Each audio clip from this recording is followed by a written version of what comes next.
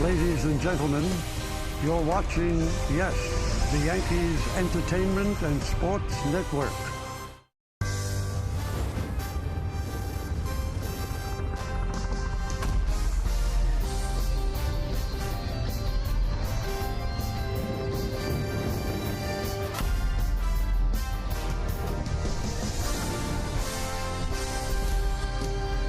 On an overcast Wednesday afternoon here in New York City, it is time for baseball as the Yes Network presents New York Yankees baseball. And today, it's the New York Yankees against the San Diego Padres in the rubber game of a 3-game set from Yankee Stadium in the Bronx, New York.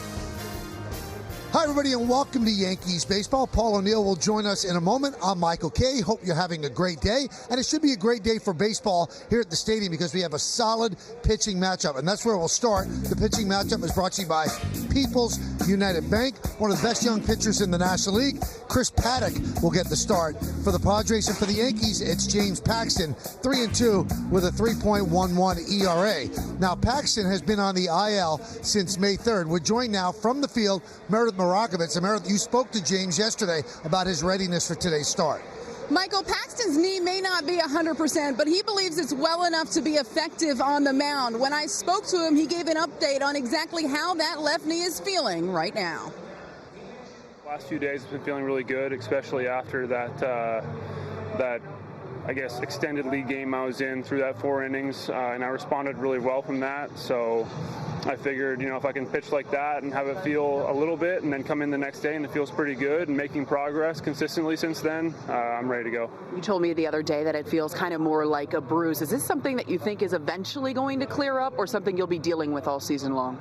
I hope I don't deal with it all season long. We're continuing to do the exercises with it and the stretching and all the rehab stuff. We'll continue to do that between starts to try and make it go away completely. What exercises are you doing to try to strengthen that area?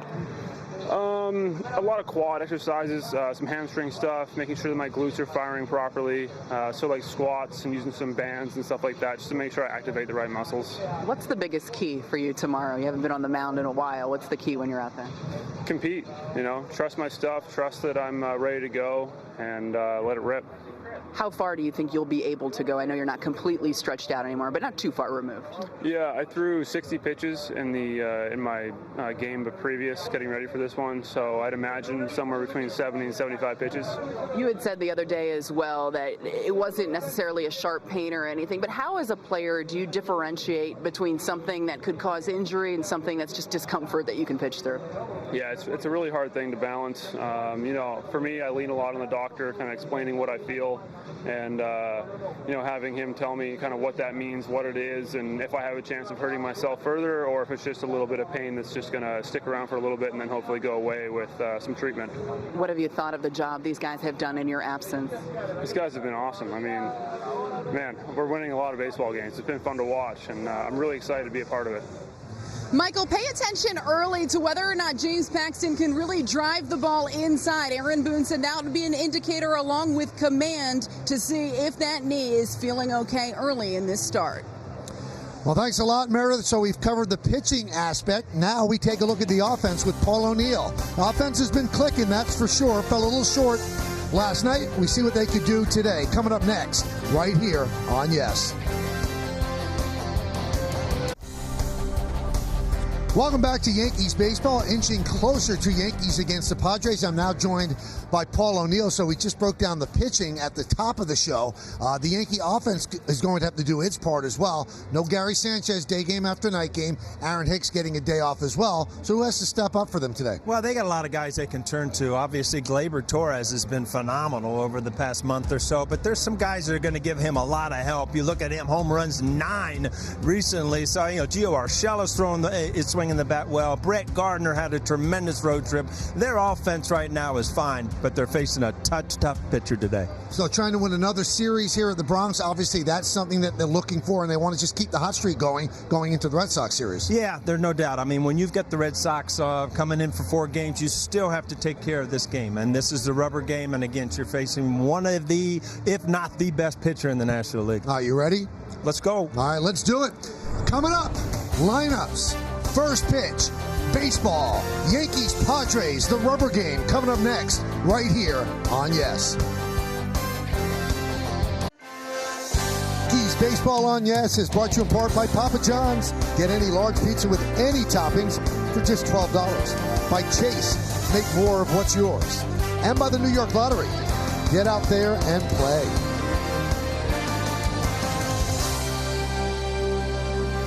Four train pulling into the Yankee Stadium stop, 161st and River Avenue. And those that are here already, as the Yankees are on the field, we will take a look now at the Padres starting lineup, brought to you by Lexus. Padres at 29 and 26. And Andy Green has put together this lineup. Left fielder is Will Myers. He'll lead off. The DH, Franmil Reyes. Manny Machado at shortstop will hit third. Cleaning up first baseman Eric Hosmer. Hunter Renfroe on right field will bat fifth. Batting sixth, playing third base, Ty France. Ian Kinsler, second baseman, is going to bat seventh. Batting eighth and catching, Austin Hedges. Manuel Margot in center field is going to bat ninth. And on the mound, off the IL, is James Paxton. He's been on the IL with left knee inflammation since May 3rd. This will be his eighth start. You see his numbers, 52 strikeouts, 37 and 2/3. Let's check out the pitcher scouting report, brought to you by your local Honda dealers. Well, welcome back. As you mentioned, Michael, out since May 3rd with that left knee inflammation, but he is back. Pick up where you left off. Last four starts before he went on the DL. No home runs with a 1.1 ERA. Make yourself at home. He also pitches well so far in the Bronx with a 0.40 ERA with no home runs in 4 starts. Should I keep talking, Michael, or just you want to take it over? I think we're good. We're good. He's one of the injured parties that slowly making their way back. Probably up next will be D.D. Gregorius. Myers is ready. Paxton is ready. Let's do it here in the Bronx. First pitch swung on a miss. We're underway. Andy Fletcher, the home plate umpire. Nick Lentz at first. The crew chief, Joe West, at second. Eric Cooper is over at third. I think there's a lot of players in both lineups. Glad that Eric Cooper's at third base today, huh? He had a rough night behind the plate last night.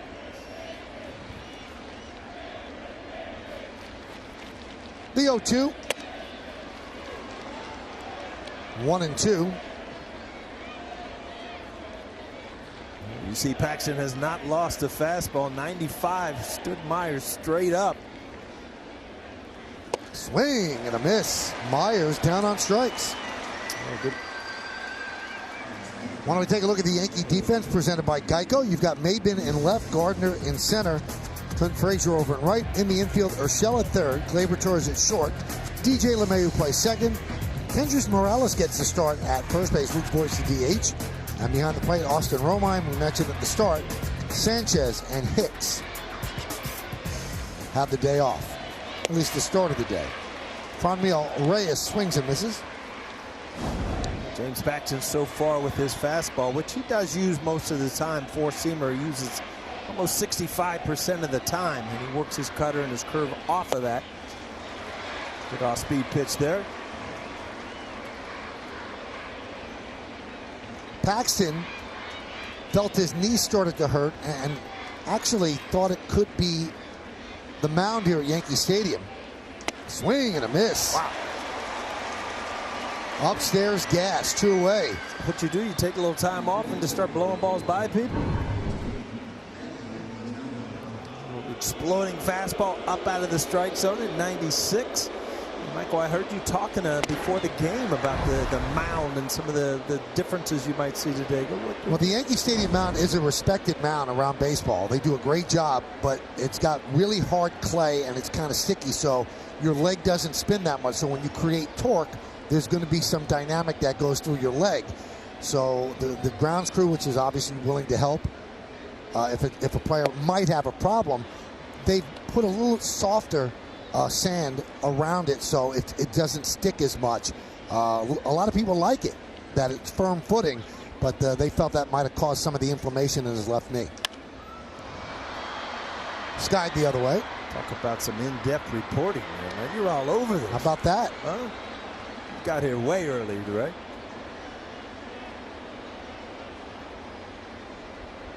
Well, since he hasn't pitched most of the month, you might have forgotten he works quickly and throws strikes. This is a good pitching matchup. And the 1-1 to Machado. High. 2-1. Before he went on the IL, he was dealing in 4 starts, 2-0, 1.19. He loves pitching here at the stadium. In 4 starts in the Bronx, he has an ERA of 0.40, which is the best of any pitcher in baseball. And opponents hit 143 against him. So the mound might actually have his knee bark a bit, but he likes the ballpark. The 2-2. Upstairs. He's throwing hard. If you look at one thing that would help you win in Yankee Stadium, it's the ability to keep the ball in the ballpark. He's not giving up a home run at home this year, so that's hard to do in this field.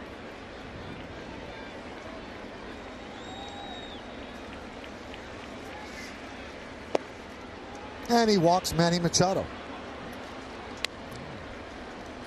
Why don't we check out the weather today? It's presented by Bigelow Tea.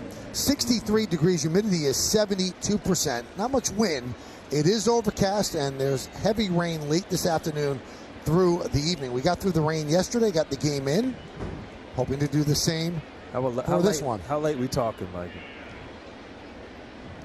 Danger begins 4 to 5. So you need a nice 3-hour matchup. All right, if you're going to score runs, have a big inning. If not, let's go 1, 2, 3, all right? I'll get it down to them. Here's Hosmer. Pitch outside, 1-0. Well, Hosmer has been their hot hitter. Boy, I tell you what, he's been on fire lately. Last 34 games, hitting them well over 360. Last 7 games, 429. Big home run yesterday in the first inning off Tanaka.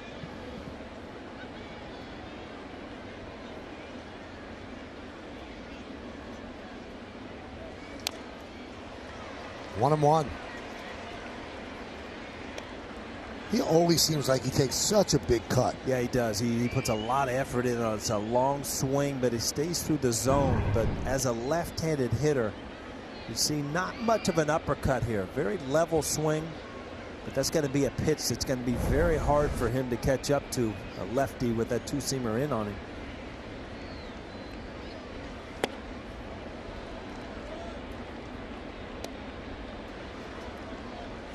His leg kick would make El Duque proud. That's right. I mean, his knee really gets up there. Well, that's where you get your balance and then your drive towards the plate. Everybody thinks it's all arm strength, but the majority of really good pitchers use their lower half to really create a lot of power. Grabbed there by Morales, but it's a foul ball. He was holding on Machado, so he was right there, snared it, but in foul territory.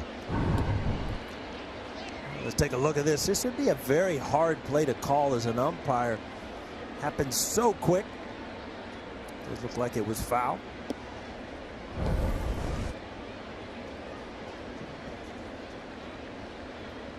Nick Lentz, first base ump.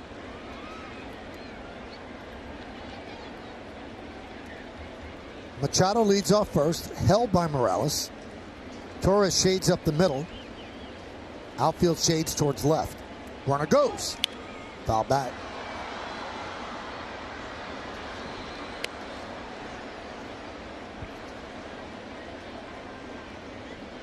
Even as a left-handed pitcher, where you can hold that runner a little bit more.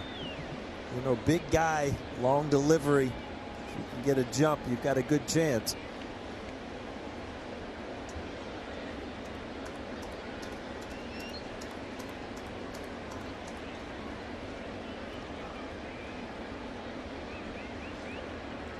Two.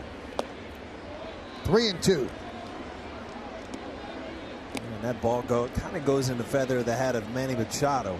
He took his concentration away. He really held him a long time and overthrew the pitch.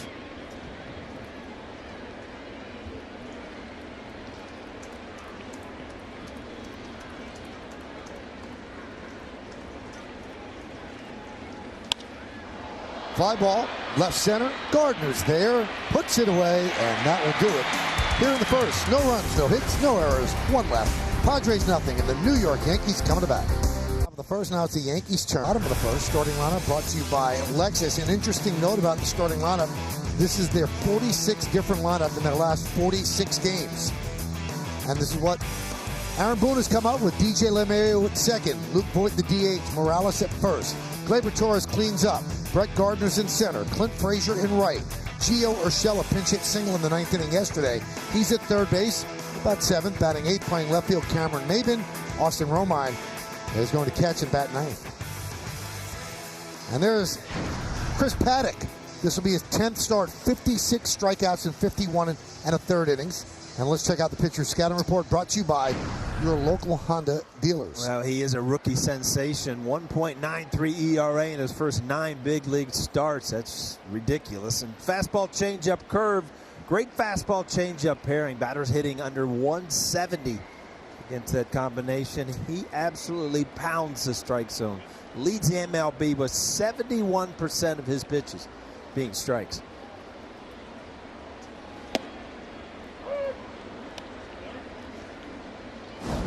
The old school stirrups there, Michael. I haven't seen those in a while. Usually even the ones that are, they're kind of, you know, like soccer socks with a fake stirrup on. Those are the real ones.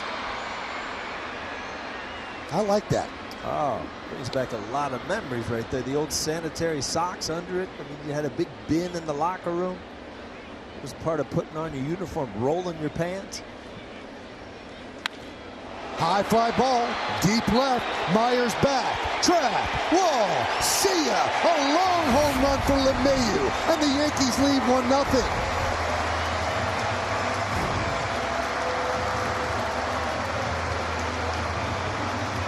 I'll tell you what, LeMahieu just keeps on going on here, man. Another great swing. Can't say enough about Paddock and the numbers he's put on, but I guess LeMahieu not impressed. Home run. Nothing.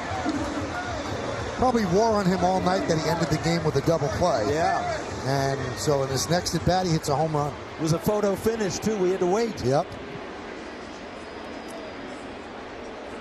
Fifth home run for LeMahieu. He has 30 runs batted in, and here's Luke Voit.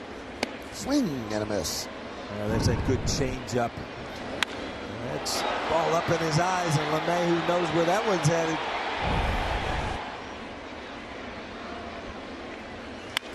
High fly ball, deep left center, Myers back, looking up, see ya! Back to back for the Yankees. They lead 2-0.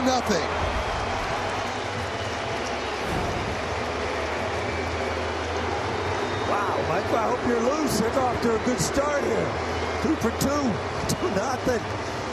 Go back to back right out of the box.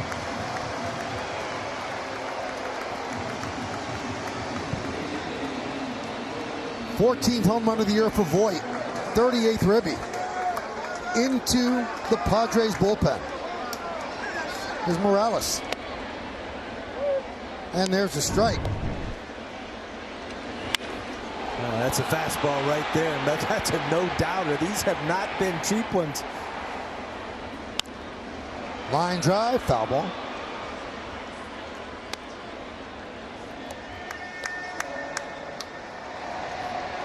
And this is back-to-back home runs against a pitcher who's not a chump. This is a good pitcher. Luke Voigt's 14th of the year. He's been something since he came over last year. You'd love to see Kendrys Morales become something from the left side to balance out this lineup a little bit.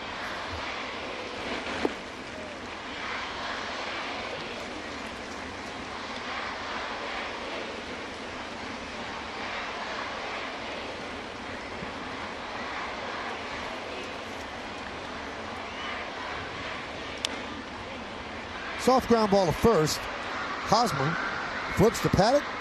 1 down. Why don't we take a look at the defense, which really hasn't had much to do. Presented by Geico. You've got Myers in left, Margot in center, Renfroe over and right. Infield, France, Machado, Kinsler, and Hosmer. That's third to first. Brilliant defender Hedges behind the plate. Paddock is on the mound.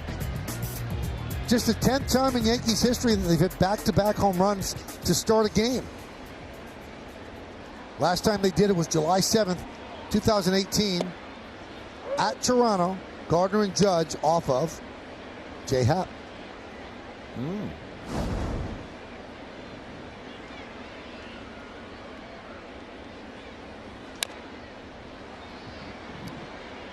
Quickly 0-2 on Gleyber Torres. Gleyber 3 hits in his last 24 at-bats. He has 13 homers and 29 runs batted in. Waves at that pitch out of the strike zone, 2 away. And that's set up by that good changeup for strike 2, and then he went away with a fastball kind of up in the strike zone. Again, there you see kind of off balance, just kind of in the middle of looking for that changeup again.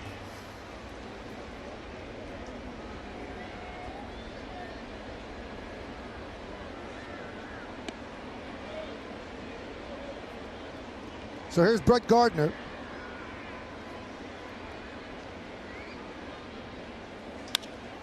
Grounded to second. Kinsler to Hosmer, and that'll do it. But the Yankees coming out loud. First up, DJ LeMahieu hits one into the seats and left. 1-0 Yankees. Luke Voigt says, hold my beer. Time for today's conversation, brought to you by Toyota. The Toyota Prius is the official hybrid vehicle of the New York Yankees. How important is James Paxton's return off the injured list for the Yankees? Very important. If Big Maple can take some of those innings from the heavily taxed bullpen and pitch the way he did before he hit the IL, it will go a long way in keeping everybody fresh. Follow Yes Network and tweet us your responses using hashtag Yankees Prius Prime. Keep the conversation going. Well, a rude greeting to the Bronx, to the rookie Paddock. Back-to-back home runs by the Yankees. We go to the second. Here's Renfroe. And a strike from Maple.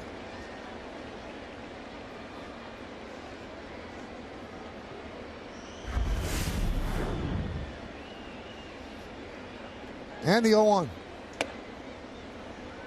1-1. He has admitted that all the pain is not out of the knee, but it is certainly lessened considerably. And he's willing to pitch through whatever pain there may be because he's been assured he's not going to do any further damage to that knee. Well, so far, he's used that curveball a little bit more than you're used to seeing it, but he has had the good fastball up in the strike zone. The important thing is, you know, if you're Larry Rothschild, Aaron Boone, is to watch him, that he does not change his delivery in any way. I mean, to kind of get away from the knee soreness. You don't want to see somebody put a little extra strain on their arm by changing something. Fly ball left field. Maben puts it away.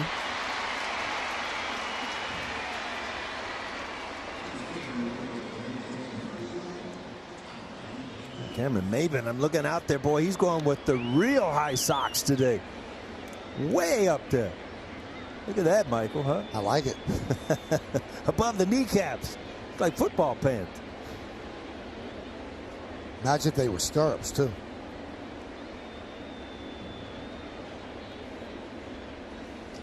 Pitch upstairs. 1-0 on Ty France.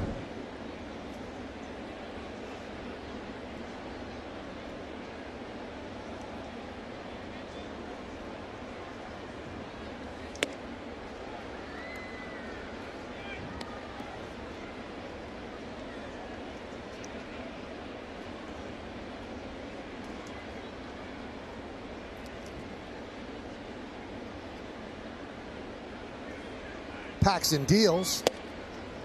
2-1.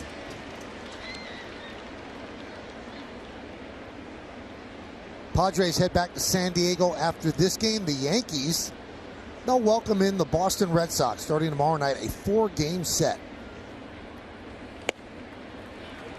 Now, we've seen him with more velocity on his fastball, 98, 99, but his 95 is playing really, really fast today. They're well behind.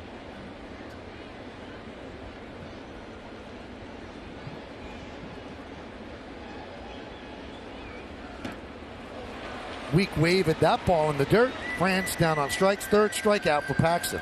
Yeah, and a couple of them have been on this breaking ball. You see him get around that and just tug it down to the back leg. Good job by Romine.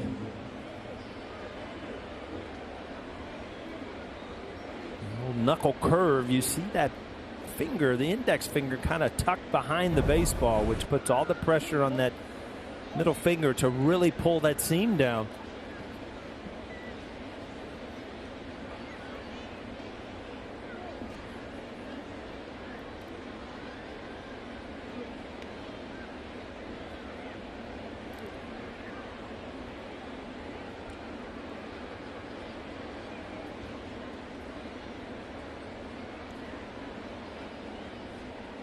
There's Ian Kinsler.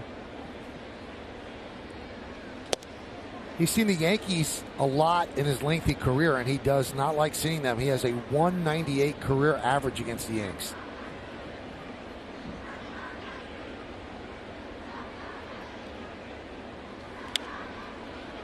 Now, we might not see a real long outing by Paxton. At most, I think that they would push him to 80 pitches. But that might even be a little bit optimistic. He was in the 60s in his last rehab start, so they could push it 15 more after that. Remember, this guy has not pitched in a big league game since the beginning of May, so he has not been able to keep stretched out. 1-2 on Kinsler. Lays off the high fastball, 2-2. James Paxton has said, even when healthy, I mean, he loves short counts, getting ahead of hitters. Well, that's even more important. You know that that pitch count is ticking. Popped up, shallow left. Torres calls off Maben, and a 1-2-3 inning for James Paxton and the Yankees. We'll go to the bottom of the second inning here in the Bronx.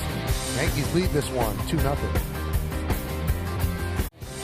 Yankees from Yes is brought to you in part by Delta, the official airline of the New York Yankees. Delta, keep climbing. And by Toyota Prius, the official hybrid vehicle of the New York Yankees.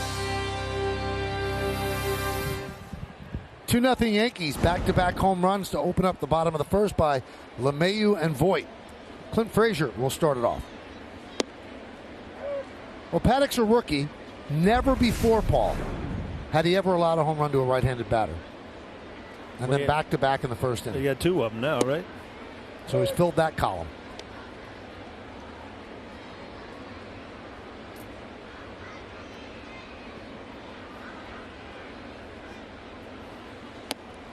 Paddock has a little cowboy swag to him. He's from Cedar Park, Texas.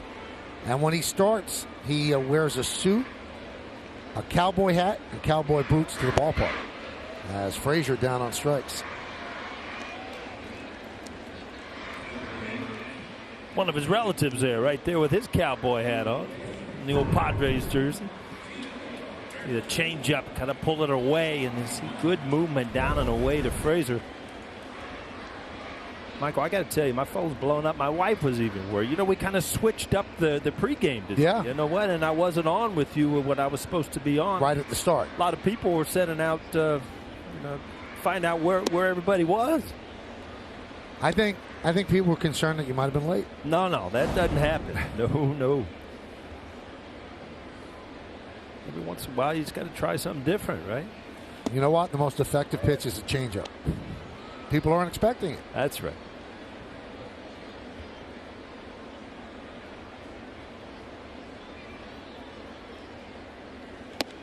One and two. Paddock made the opening day roster this year, despite making only 7 starts above A-ball before this season. Still 1-2. And of course, he's had Tommy John surgery, because everybody seems like they have it. And he missed the entire 2017 season with that surgery.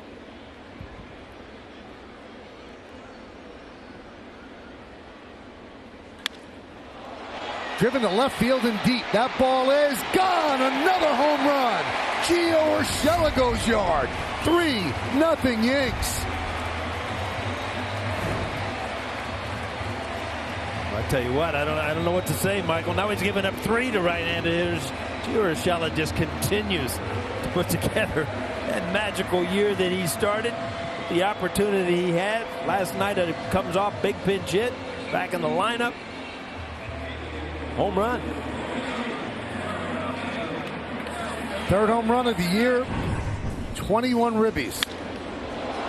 Yeah, that's another one of the change-ups, and you see the movement went right back to the middle of the plate.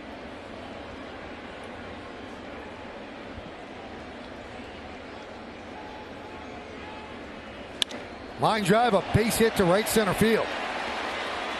Nice cutoff by Renfroe, and that holds Maben to a single.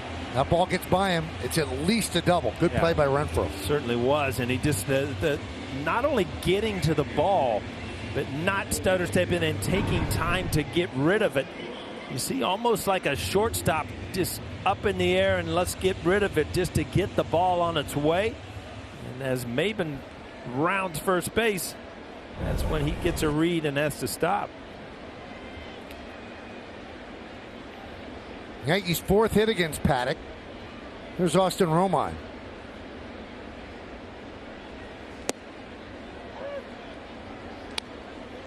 Oh and 1.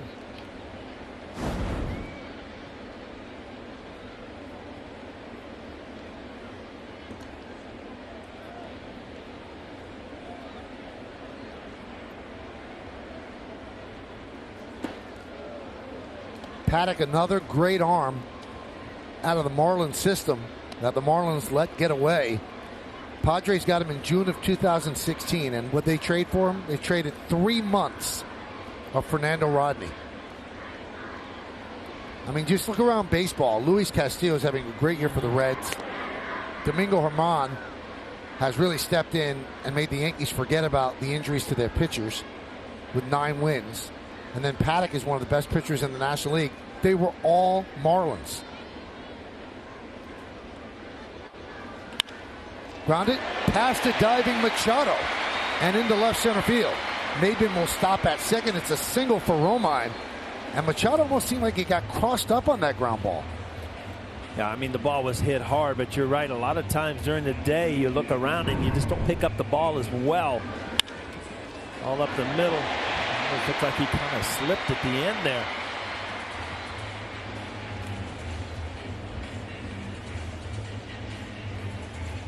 Yeah, that ball was 110 miles off the bat, so not a lot of time for reaction for Manny Machado. Pitching coach Darren Balsley, he comes out to talk with Paddock.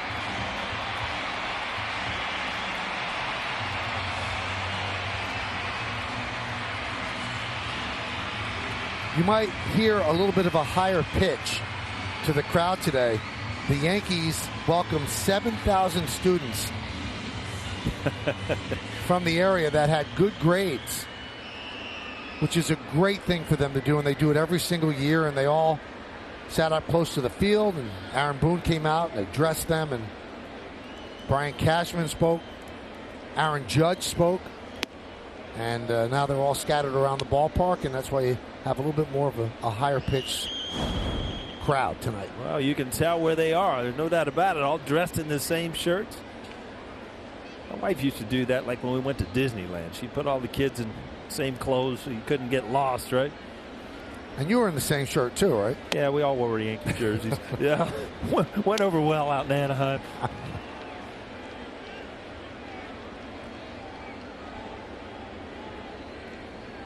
Two 2-0 on LeMahieu. First and second, one man out.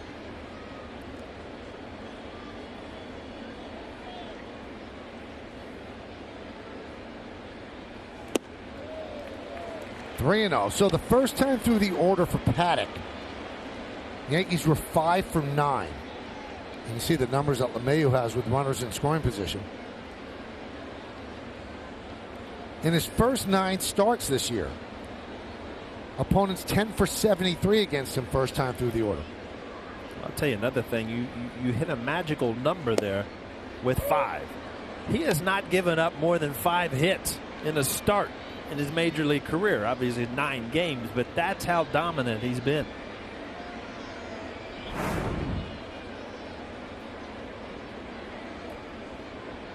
That's an exaggerated Andy Pettitte right there. Ooh. Andy would hold the glove in front of his face. Paddock puts his face in the glove, and only the eyes peer out for the sign. Good 3-1 change up there. LeMahieu way out in front. That's a big glove for a pitcher too, huh?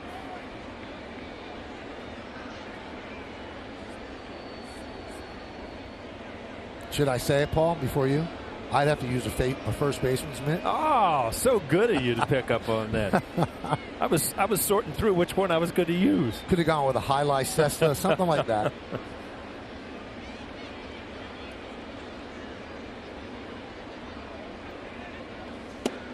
Strike three. LeMahieu down looking.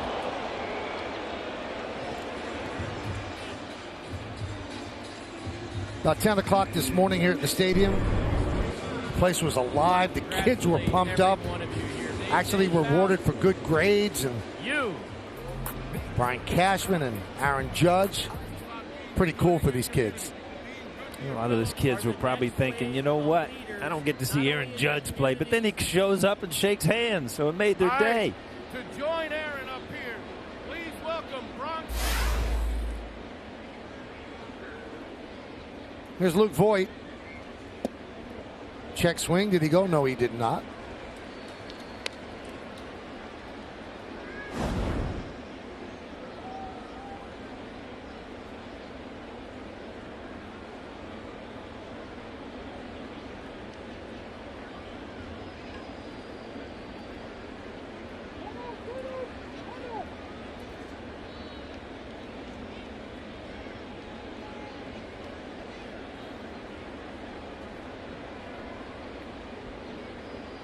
First and second, 2 outs. 1-1. Voigt with a long home run in the first inning. His 14th of the year. He has 38 ribbies. Yankees have a 3-0 lead here in the bottom of the second against the Padres.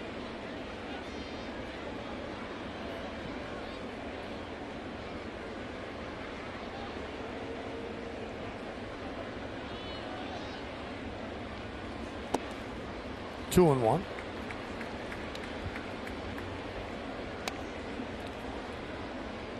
Last year, between A-ball and Double-A, Paddock threw 90 innings, got 120 strikeouts, walked just 8 batters.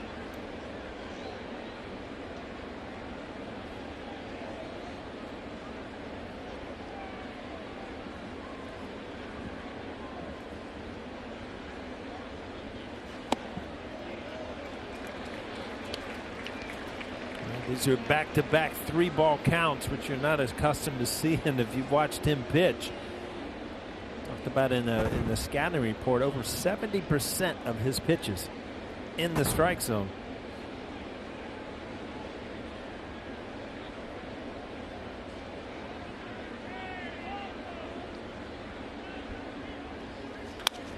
Grounded to third, backhanded by France. The long throw, they get Voigt. And that will do it. Paddock's glove has the word relentless on it. And that's what the Yankees have been with the long ball. 3 long balls. 3 right-handed batters. The rookie feeling it here in the Bronx. 3-0 Yankees. The MLB Ballpark app will complete your next visit to Yankee Stadium. Buy and manage game tickets, redeem special check-in offers, access exclusive content, much more. Download the MLB Ballpark app today. Austin Hedges against James Paxton. It'll be 8-9-1 for the Padres against the Yankee lefty. And there's the strike. Paddock going to class in the Padres dugout.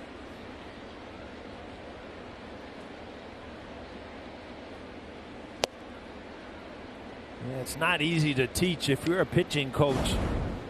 When the guy's had 9 starts and they've all been just perfect, and all of a sudden, now you're going through a day where you got to work a little bit, and you're going to see how that works out here today in the Bronx. 1-2 on Hedges. Hedges, the rare catcher that's starting day game after a night game. That's usually what they don't like to do. But the Padres have an off day tomorrow. Swing and a miss. Gets away from Romine. He gets an angle. One away. Fourth strikeout for Paxton. Another strikeout on the curveball, down and in. You're so used to seeing him with the overpowering fastball. Mixing that curveball in and getting a lot of swing and misses.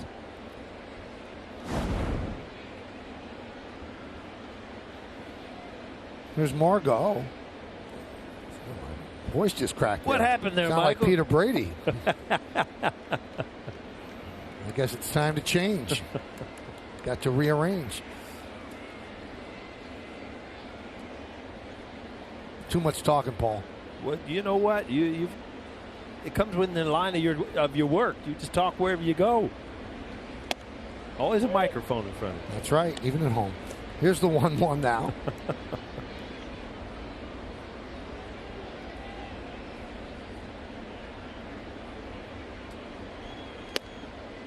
It's going to be real intriguing to see how Aaron Boone navigates through this game, because he has CeCe in all likelihood going Sunday night against the Red Sox, and that is usually not a very lengthy start. Also coming off the IL. And then one of the other 3 games is going to be an opener game where you're going to tax your bullpen again. So obviously they're looking for some length out of J. Happ and Domingo Germán.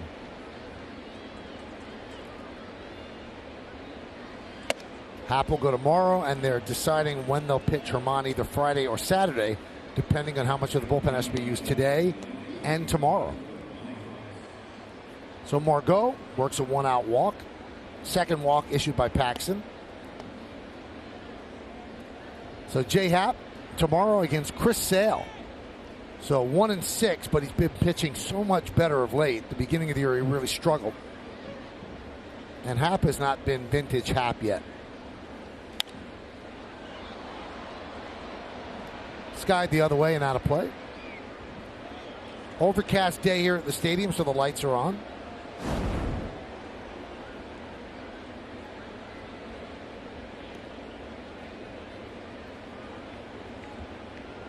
I think the baseball god said, Paul, you're going to have a great day on Monday. The next 2, you're on your own.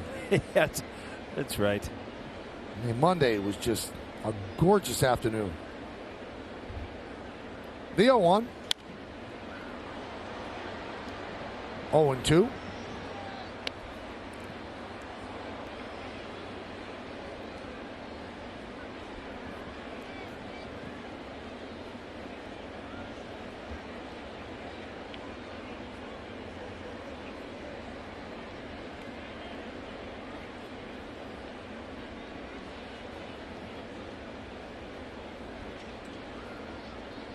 Swing and a miss.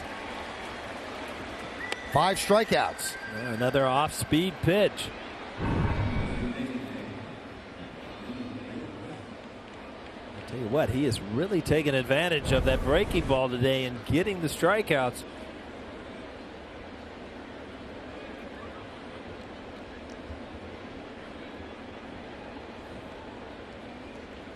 Here's Franmil Reyes. And a strike. Well, there's 96, Michael. So you know what? There's going to be a sidebar here. You know, win, lose, or draw in this game. You're going to dissect how he threw the ball, impact, and how he feels afterwards. And so far he's had a pretty good fastball and a really good breaking ball.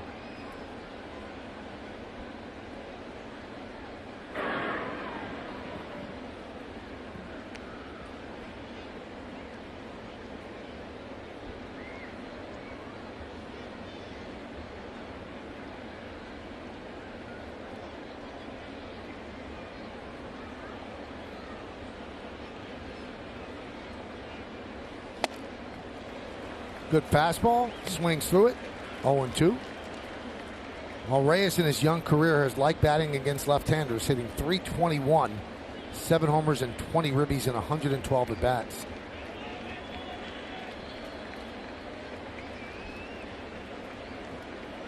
Paxton's had 14 swings and misses, 9 on the fastball,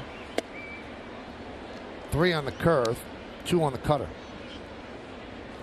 Yeah, the swing and misses on the curveball have all been strikeouts.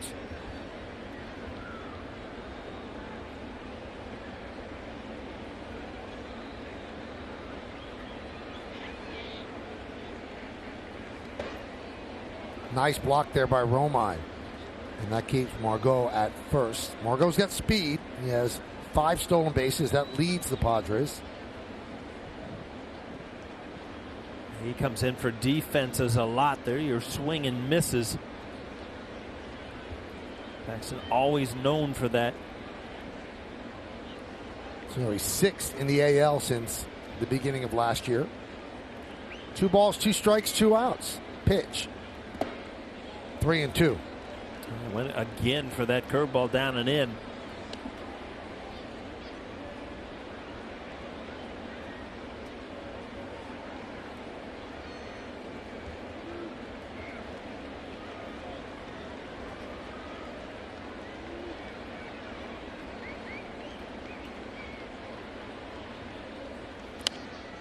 Marner was going with 2 outs. Ball fouled away.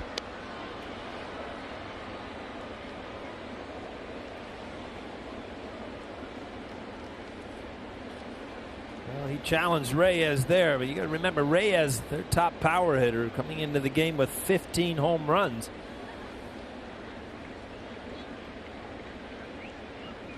Swing and a miss. Got it right by him. Strikeout number 6 in 3 innings for Paxton.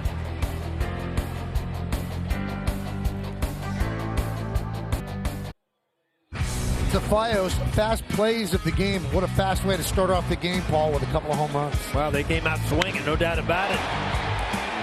LeMahieu leading off the game. He's on a changeup. Here's a fastball. Luke Voigt just ties into. And Gio Urshela, he also hit a changeup out. So they came out swinging. 3 home runs so far. Here's Morales. And that one was fouled back as we start the bottom of the 3rd with the Yankees up 3-0. 3 solo home runs for the Yankees.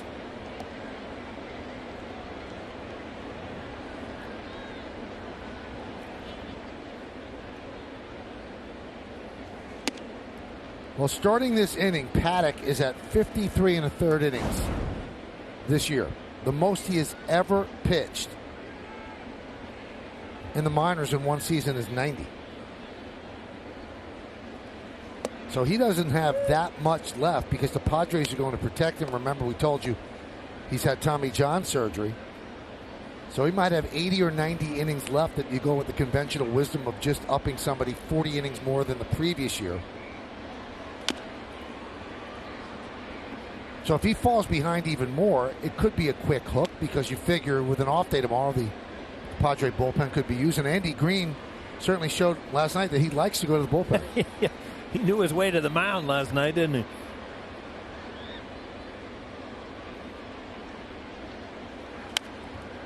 he? At one point last night, we had 8 pitchers to get. No, 5 pitchers. 6 pitchers to get out 8 batters. Which I don't know that I've seen that this year. I think the pitching changes are way down because of the way the bullpens are set up. Grounded and grabbed by Paddock, who tags Morales on the way by. It's interesting that you don't see that with the Yankees because the level of relievers the Yankees have, they can get righties and lefties out. They come in, they throw gas, and they could just overpower you. The Padres don't have that level of reliever, especially not until the end.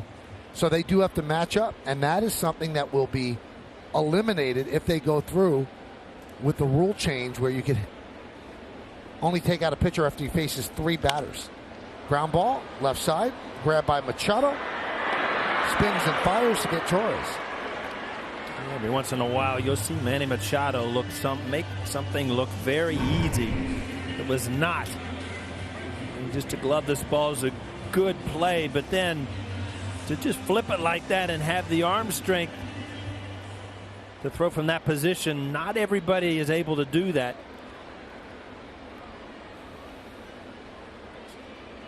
That replay brought to you by New York Presbyterian, the official hospital of the New York Yankees. Amazing things are happening here. Strike to Brett Gardner. This is the first time in his career that Gardner's had a start in the number 5 spot in the order. The only spot that's left for him is cleanup.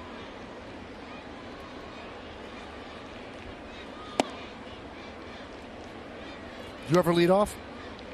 In the minor leagues, I did a couple times. I don't think I ever did in the major leagues, no.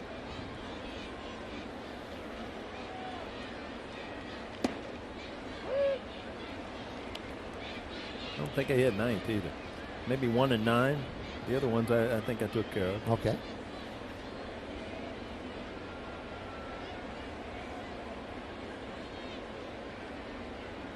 Well, we have a no.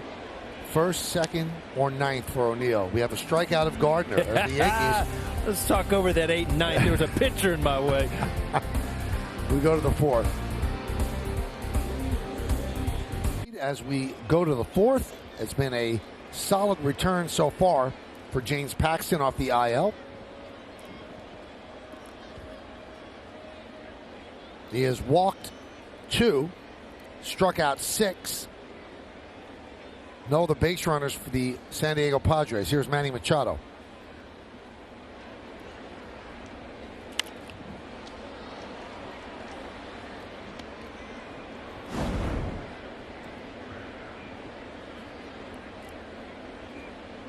Patchen more of a power pitcher, but yesterday, boy, they really wore Manny Machado out with a lot of sliders away.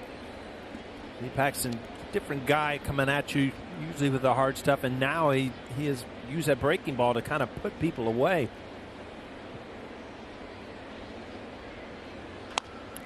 Grounded left side, Urshela. 1 away. Time for the Coors Light refreshing finish. Let's take a look at Paxton. Well, like you said, Michael, so far so good.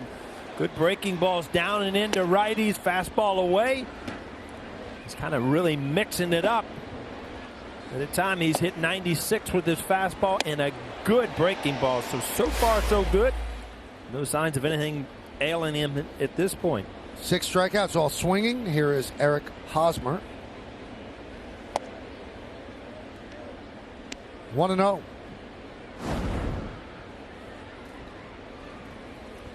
Hosmer with the big 3-run home run in the first inning yesterday against Tanaka.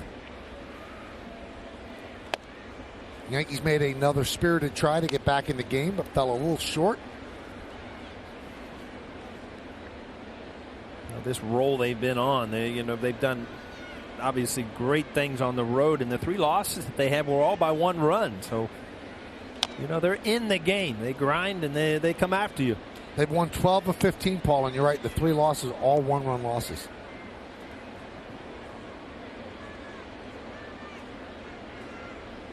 Remember the last game in Kansas City, it was a 7-1. The next thing you know, you're in extra innings. So it's not like it's just been 1-0, 2-1. And they battle.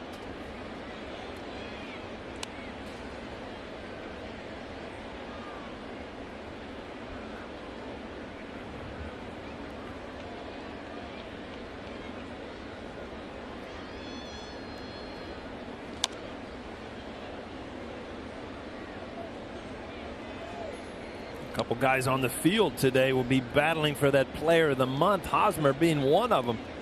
Close to 350, 4 home runs in the month of May. Gleyber Torres had a tremendous May.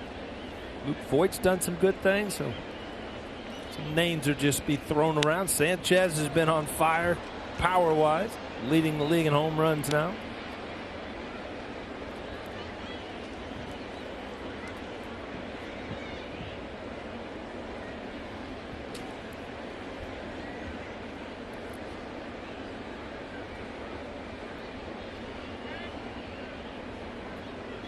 Swing and a miss. Strikeout. Number 7 for Paxton. Well, that's that pitch to lefties. It is extremely hard to catch up to from a lefty. You just turn it over just a little bit and run it in. Great pitch by Paxton.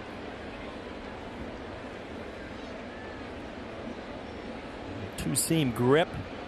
You know, as over the top as he is, he does. You know, he really has to kind of fade it in there to get that good movement.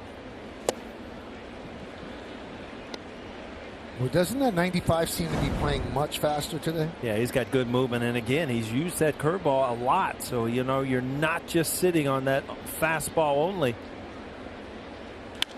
Popped up, drifting over LeMahieu. And a 1-2-3 inning for James Paxton and the Yankees. We're through 3.5. It's 3-0 Yanks. This copyrighted telecast presented by authority of the New York Yankees and may not be reproduced or retransmitted in any form. The accounts and descriptions of this game may not be disseminated without the express written consent of the New York Yankees. 0-1 on Clint Frazier, who struck out in the second. Bottom of the fourth, 3-0 Yankees. 3 solo home runs for the Yanks, all by right-handed batters. The only right-handed batters to have hit home runs off of Paddock in his young career. Audi scoreboard, 3-0 Yanks. All right, Paul. I'm not even going there, Michael.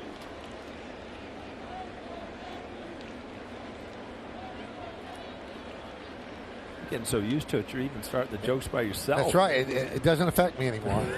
You're very comfortable in your own skin and head right now. Yes, I am.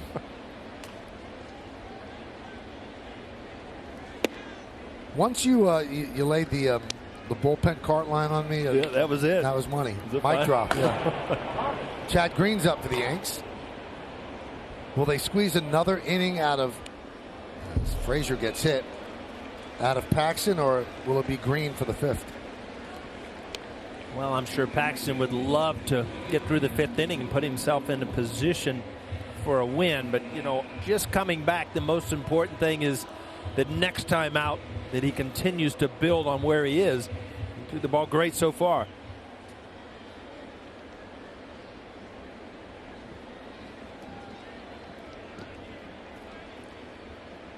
Here's Gio Urshela. Had a home run with 1 out in the 2nd inning. 3rd homer of the year.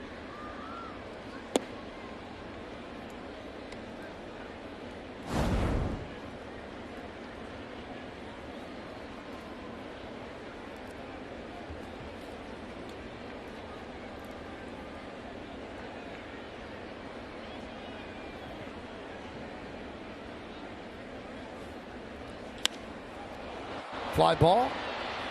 Center field. Margot puts it away to retire Urshela as Frazier goes back to first. Paddock does not carry himself as a rookie would. He's very confident. He got into a little bit of a dust-up with Pete Alonso of the Mets. Alonso, the Mets slugging first baseman, won the National League Rookie of the Month for April. And the Mets played the Padres May 6th. And Paddock was on the mound. And Paddock, I guess, was upset that he didn't win the Rookie of the Month for April. So he said, does he deserve it? Absolutely. But I'm coming for him. We'll see who the top dog is. And Paddock struck Alonso out twice. He threw 7 2/3 innings of shutout ball against the Mets with 11 strikeouts and outdueled Jacob deGrom for the win. And Alonso, who's confident in his own right, said he didn't like Paddock's comments and he was frustrated that he couldn't make him pay.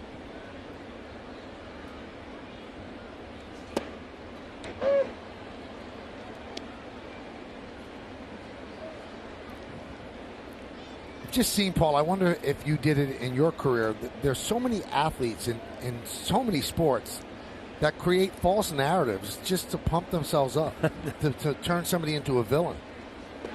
Yeah, I mean, usually you know your biggest, you know, what you fight the most, and you know is yourself, and it's just, you know, if you go out there, you're trying to prove to yourself day in and day out that you can compete at this level, and if that's not enough, I mean, the locker room talk and the things that they post on the walls at this level, you really shouldn't need it. But every once in a while, you do see something that catches your eye, and you just kind of shake your head, wonder why.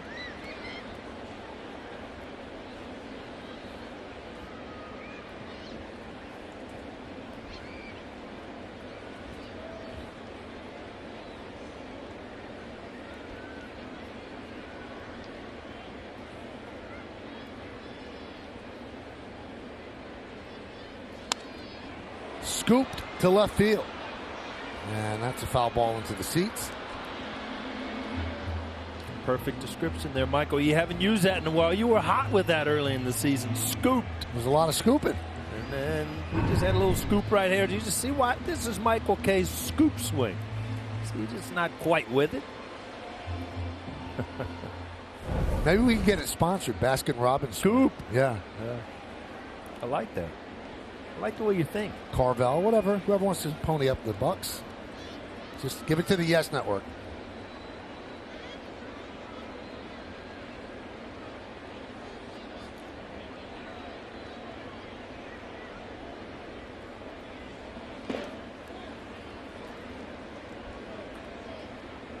Two and two. And Cincinnati would have to be Graders, right? It'd have to be the scoop of Graders. Yeah. No doubt about it. The world famous blackberry chocolate chip. Wow. You brought that to the booth once when we did a game in Cincinnati. I did. I just had to show you. It was good. 2-2.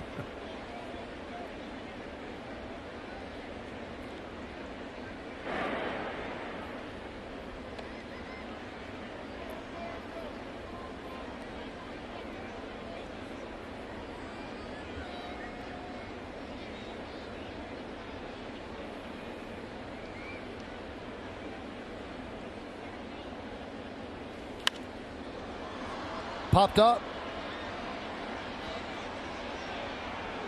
Kinsler makes the play for the second out.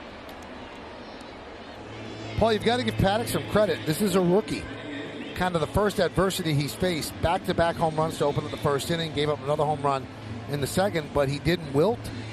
He didn't just roll over. He kind of kept it together, and now is pitching well. Yeah, it seems like he has much better command of his changeup at this point. He missed with a couple of them that ended up in the seats early in the game. Here's Romine, who's singled in the second. Another change up there. You see it's really starting to dart down now, which you don't see really good swings off of it. And the thing that makes a changeup really, really good is the same arm slot, the same arm angle, and the same speed and of the arm. And that's what he is good at.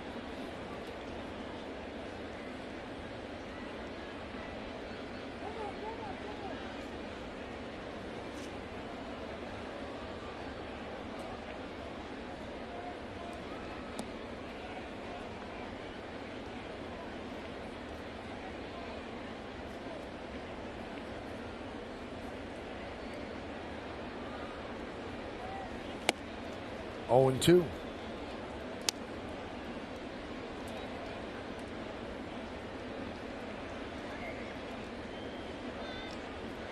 Not much over the middle of the plate now. The good 94-mile-an-hour fastball just under the hands with a changeup to start the count. Now, if you're Romine, you're really like wondering. There's so many things he can do here. Swing and a miss. Dials up the fastball, strikes out Romine. Yankees strand one. We go to the fifth.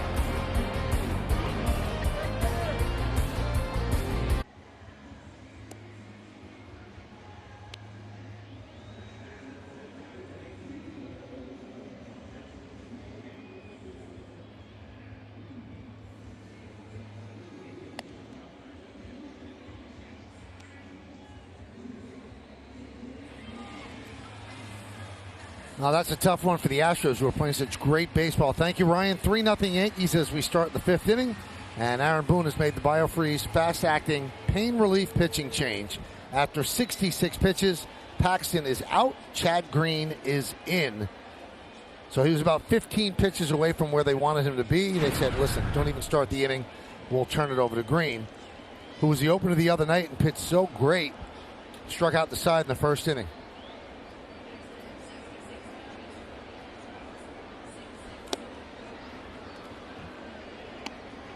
To go over Paxton's performance, boy, you have to be nothing but happy if you're Larry Rothschild, Aaron Boone.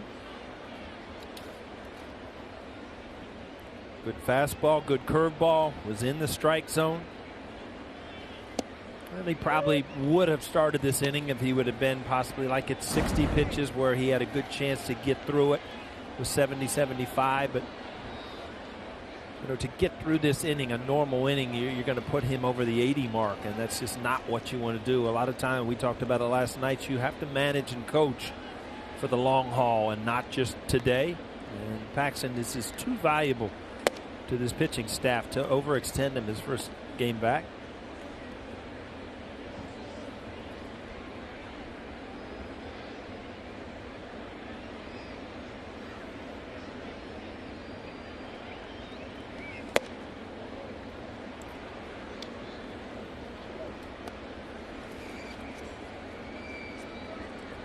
Michael, you said it. Chad Green probably coming off his best performance of the year. Last time out as a star, as the opener. Struck out the sides. Looks like the light was back on the fastball. Fly ball right field, giving chase as Frazier. He can't get there.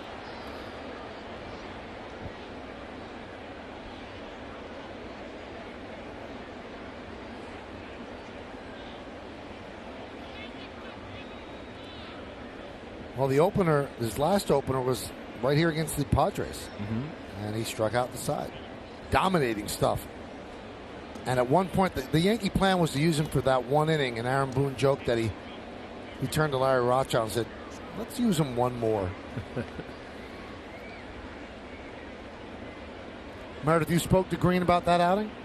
Michael, Chad Green told me after the game that he was wondering if Aaron Boone might not put him out there for another inning. He was kind of hoping that he would, but obviously the opener typically only goes one inning. But Chad Green said that not only did he feel good about his fastball in that one, he felt as though his slider was as good as it's been this season. And overall, he just has a tremendous amount of confidence on the mound. Even though he didn't get some of the results in a couple outings prior, he still felt like the ball was coming out of his hand well, as Austin Romine gets that one in foul territory.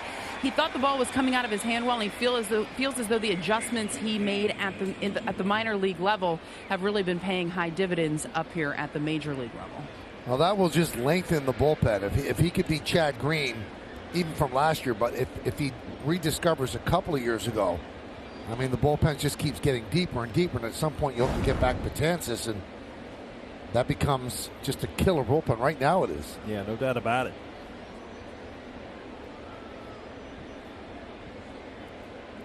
Here's Ian Kinsler. 0-1.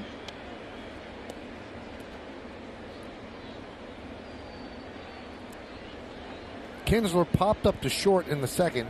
He has 1,970 hits since 2006. That's the seventh most during that time in the major leagues. I mean, he's been on good teams. I mean, he was with the Rangers, went to the World Series with them. Detroit, some championship teams there, so it's not like he has been unnoticed. He's been a part of some really good teams in his career.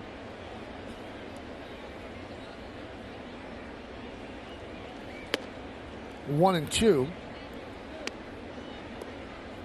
Well, I don't know what it is about Green, but there is something a little different these past couple outings. The ball just kind of taken off out of his hand. I mean, he's always had good velocity, but you can see it's just there's a little bit more now.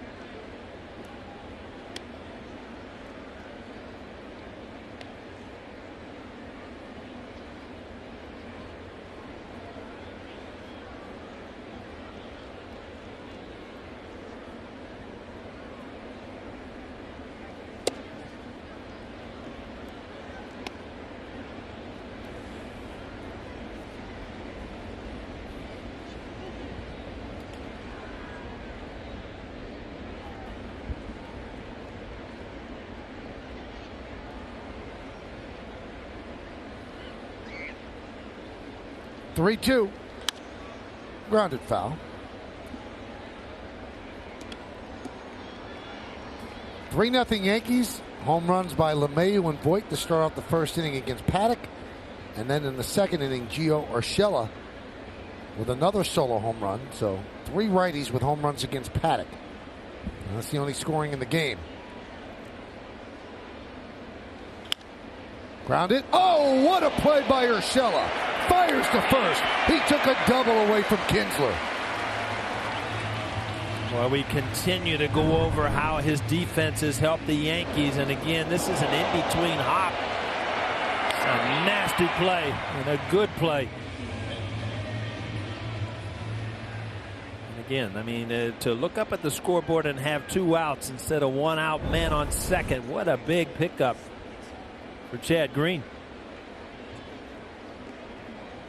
When we talk about his glove, he has such an unerring arm as well. Luke Voigt talks about it. He said, sometimes he makes plays and you're ready to, make a stretch or a scoop. He goes, and the ball is right at your chest from wherever he makes the play. Hedges swings and misses.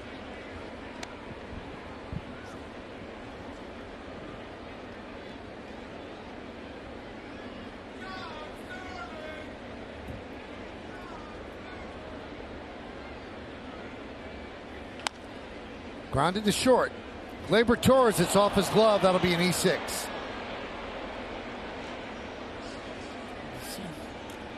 Torres kind of gets stuck in between here and kind of jab at the ball. I mean, as an infielder, you want to be real soft, and you see that glove go forward and kind of push towards the baseball. It just goes off his thumb pad there.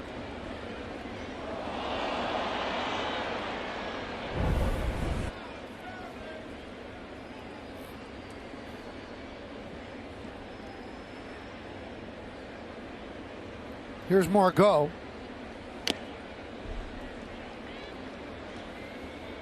Oh and 1.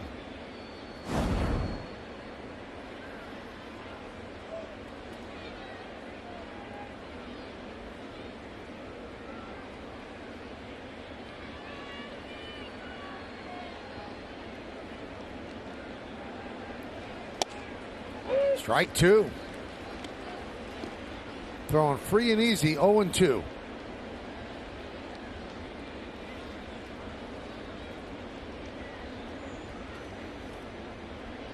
And the pitch. Did he go? Yes, he did. Margot down on strikes. And that'll do it here in the 5th. No runs, no hits, 1 error. 1 man left. We're halfway through. It's 3-0 Yankees. Brought to you by Montefiore. Doing more. Earlier today, Luis Severino was playing catch for the first time since going on that injured list. He said the other day in the clubhouse that there is no longer pain in that lat, so the Yankees will bring him along slowly. He'll likely play catch the next couple of days before he starts moving out to a little bit further distance. Michael, it's still going to be a long process for Luis Severino, but he's starting to move in the right direction. Well, it sure will. I mean, so the pain is gone. So let's say spring training, quote unquote, would start today. Spring training 6 weeks long for the pitchers, so they could get them stretched out. But, they'll be patient because their record has allowed them to be patient. And if and when they get him back, and if he can be close to what he was, that's like a big-time acquisition. No doubt about it. I mean, that's somebody that you can pencil in if he's healthy late in the year to be a big pick-me-up for this team. Yankees 3-5-1. The Padres zeros across. A couple of walks they've reached, and also an E6, but no hits. No 1-1. 1-2. Got a little stat that you'll like as Adam Ottavino's up. So if the Yankees could win today, it would be their 8th straight series win. The last time a Yankee team won 8 straight series, you want to take a guess? 1998. 1998. Is that right? Yep. Ha-ha. You guys won 9 straight series from July 20th to August 20th. The only series the Yankees have lost, they've won 12 of 13 in this stretch, was the 2 games in Arizona on April 30th and May 1st.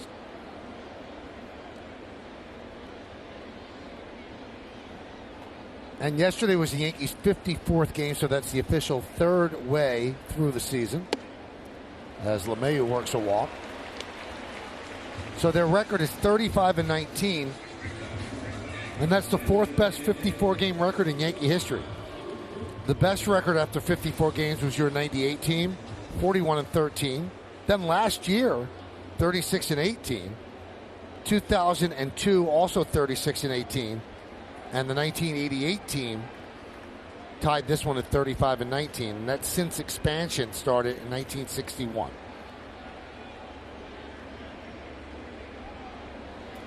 Pitch outside.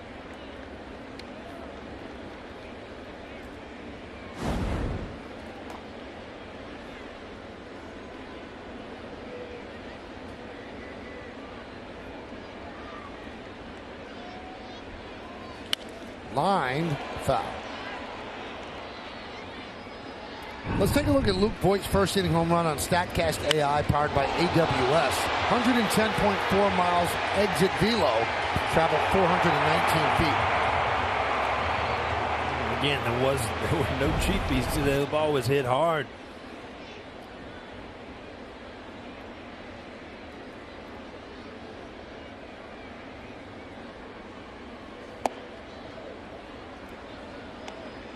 Yeah, you look at that 419, right? Mm-hmm. And it just looks mammoth, majestic.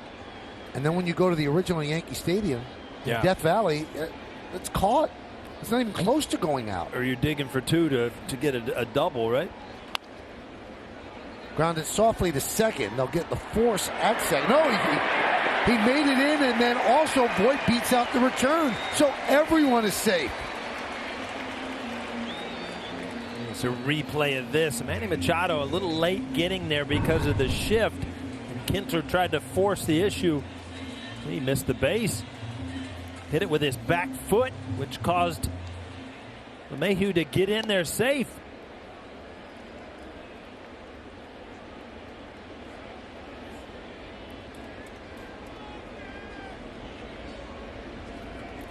And the Padres will not challenge. That scored a fielder's choice. Kinter gives him the ball, but you see his left foot goes to the side to make the pivot. Forgot to get the first out. Yankees with an opportunity to build the lead. Here is Kendrys Morales. Paddock deals.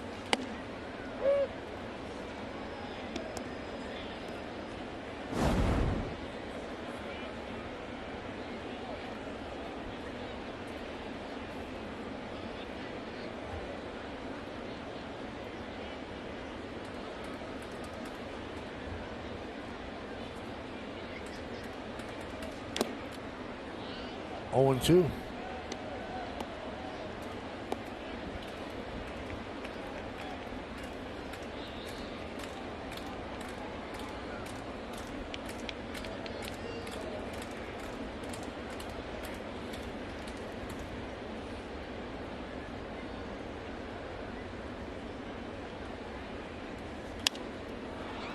Fly ball left field. Myers on the run toward the line.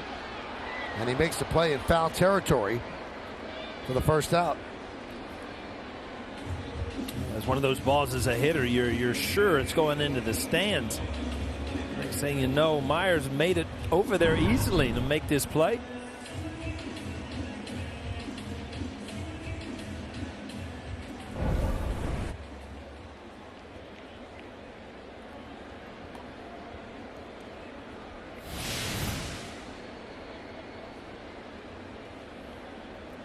There's Gleyber Torres.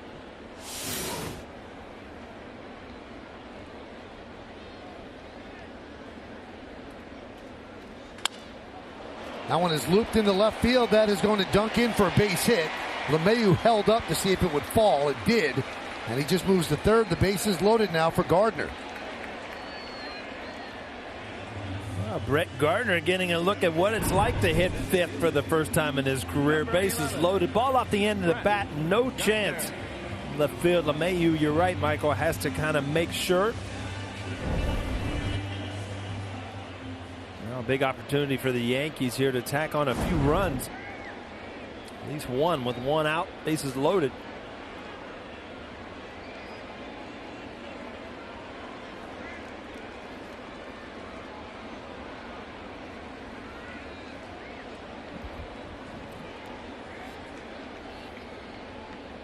So this will be his 80th pitch. Gardner's 0 for 2, grounded to second and struck out.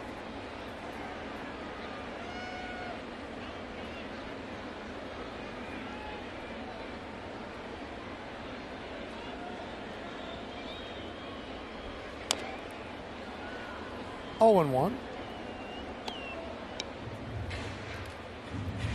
Good numbers in his career with the bases loaded. 340 with 4 grand slams, and he's had one of those 4 this year.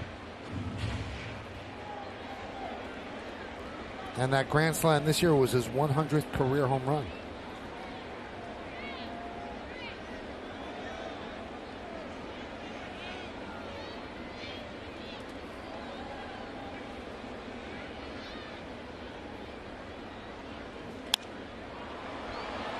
Fly ball left field. Myers will make the catch, tagging LeMahieu. He'll score easily. A sac fly for Gardner. Yankees lead 4-0. Yeah, Myers' route to this ball really took him out of the play. Had no momentum going to the plate whatsoever, but probably deep enough anyway. Brett Gardner gets a piece of the ball and just shoots it to left field, but you see Myers kind of drifting back with nothing going towards the plate. No chance to throw anybody out.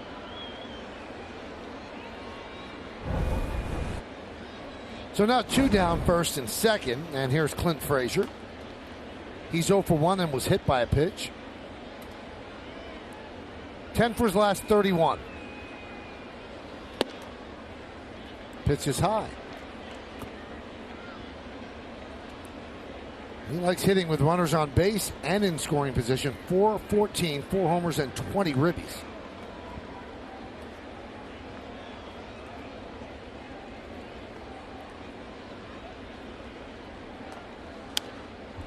One and 1.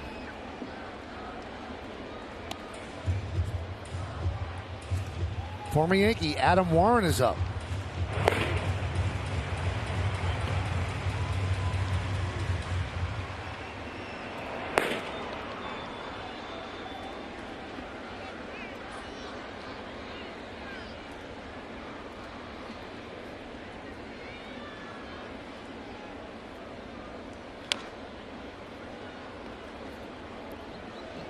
One and 2.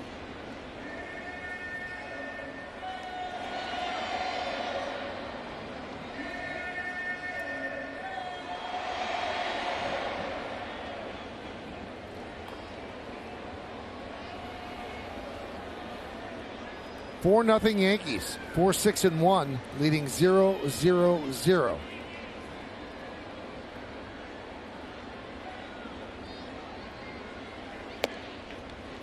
Two and 2.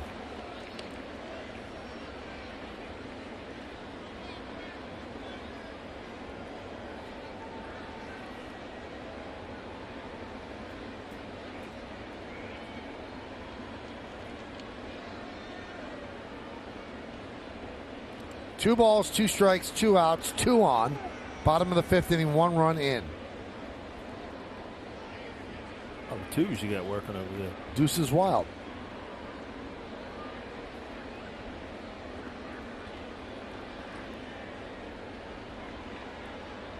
Swing and a miss. Frazier down on strikes. But the Yankees had a run on 1 hit. 2 men left. 5 in the books here at the stadium. It's 4-0 Yankees.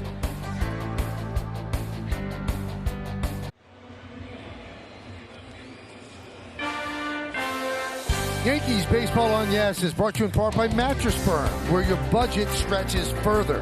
And by People's United Bank. If your checking account isn't performing, put it on waivers. People's United Bank, member FDIC. Wednesday matinee here in the Bronx. And so far, Yankees in control 4-0. They bring in Adam Ottavino. Chad Green came in for Paxton, who went 4. Green a scoreless 5th. And now Ottavino serves up a pop-up to Myers. And LeMahieu cannot make the play. We'll see how they score that. He lost his balance. He had to go a long way. And Myers will reach. Yeah, it's going to be a base hit. That is a tough play just because of the angle. There really wasn't a lot under this ball. But he calls it late, had it, and then it came out. Kind of an awkward fall. All got all in on Myers' hands. Jam shot. And that is the first hit for the Padres. And LeMahieu will tell you, I should have had that ball. Would have been a tough play, but this is a Gold Glove second baseman.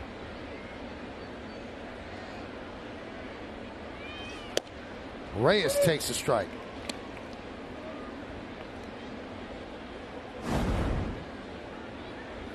Well, as Ottavino did the other night, coming in a little bit early in the 6th inning, but facing the meat of the order, Reyes, Machado.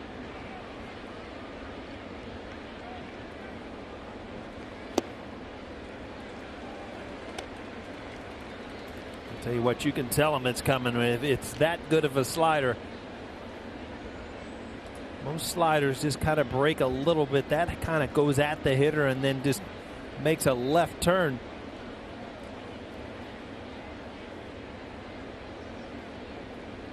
Runner goes. Throw to second. Stolen base for Myers. That's his 5th stolen base of the year.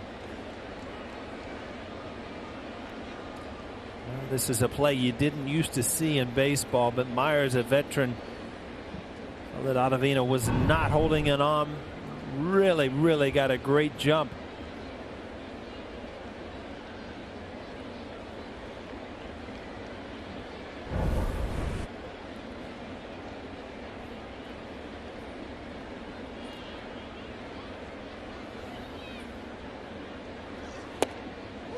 Strike 3. Reyes down looking. You talk about a perfect pitch if it's called right there. See the spin on that ball. It ends up right on the outside corner, knee high. Just nothing you could do as a hitter. Just hope that he doesn't throw it. Paul, the closest pitch that I remember that I can approximate to that is Jeff Nelson's. Yeah, that little frisbee he threw, but Ottavino throws 95 with it. But Nelson had kind of that sidearm motion. That's why he was so effective against righties. Both of those pitches, they seem like they make a sharp left-handed turn. I always thought of it as like a comma. Like I said, most kind of sliders just kind of fade away and break away. That comes at you and then just has a bow in it and takes off the other way. And it's all about the spin and the release point. Grounded right side. Grabbed there by LeMahieu. He'll get Machado as Myers moves to third. LeMahieu just saved a run. Yeah, good solid play there. This ball's hit hard the other way. Machado, LeMahieu obviously going to try to knock it down, but he was able to glove it, come up and get a big out.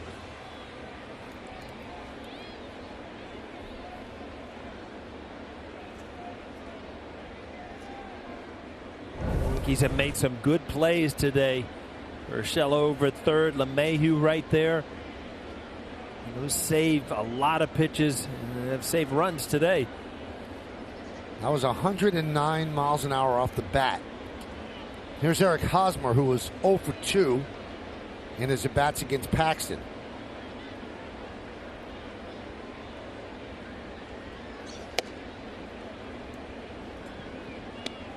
One and 0.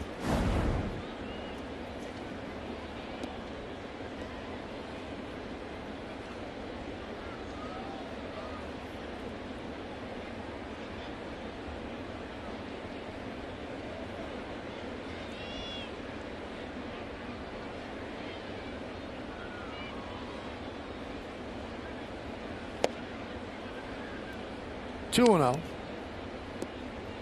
Hosmer has a 7-game hitting streak. 12 for 30 over that streak with 3 homers and 9 ribbies. And in the month of May, he's 34 for 99.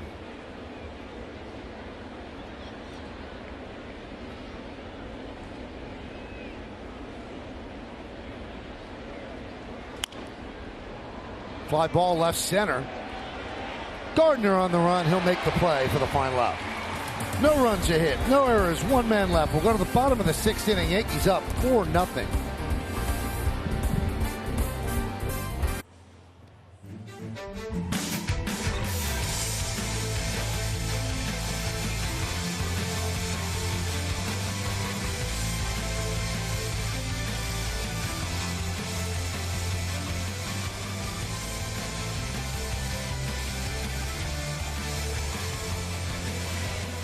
And all of that adds up to Yankees 4, Padres nothing as we head to the bottom of the 6th inning. 3 solo home runs by the Yankees. A nice return to the rotation off the IL by James Paxton. 4 solid innings, no hit innings. And now the bullpen is taking over. Adam Warren comes on for the Padres as the Yankees took care of Chris Paddock, the rookie. And Warren deals a strike to Gio Urshela, one of the 3 solo homers. Those are the numbers on Warren. Warren drafted by the Yankees. 4th round in 2009 out of the University of North Carolina. And he's had 2 tours of duty with the Yankees. He was traded in 2015 from the Yankees to the Cubs for Starlin Castro. Warren and Brendan Ryan for Starlin Castro. Then, in July of 2016, he's traded back from the Cubs to the Yankees, along with Gleyber Torres, Billy McKinney, and Rashad Crawford for Aroldis Chapman.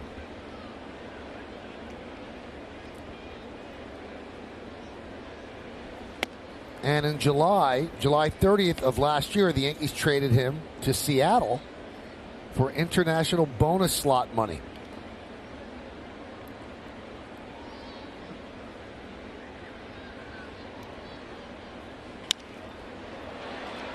Served into right center, and the catch is made by Margot against Urshela, one away.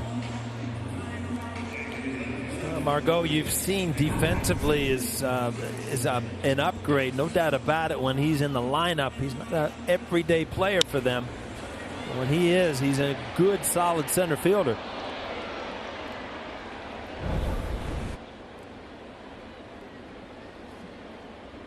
That'll bring up Cameron Maybin. Now, despite being well-traveled and bouncing around, Warren really put up very solid numbers for the Yankees. In 246 games, he had a 3.18 ERA. Now, the first time he was traded, Paul, very odd way he found out. He was on vacation in St. Lucia,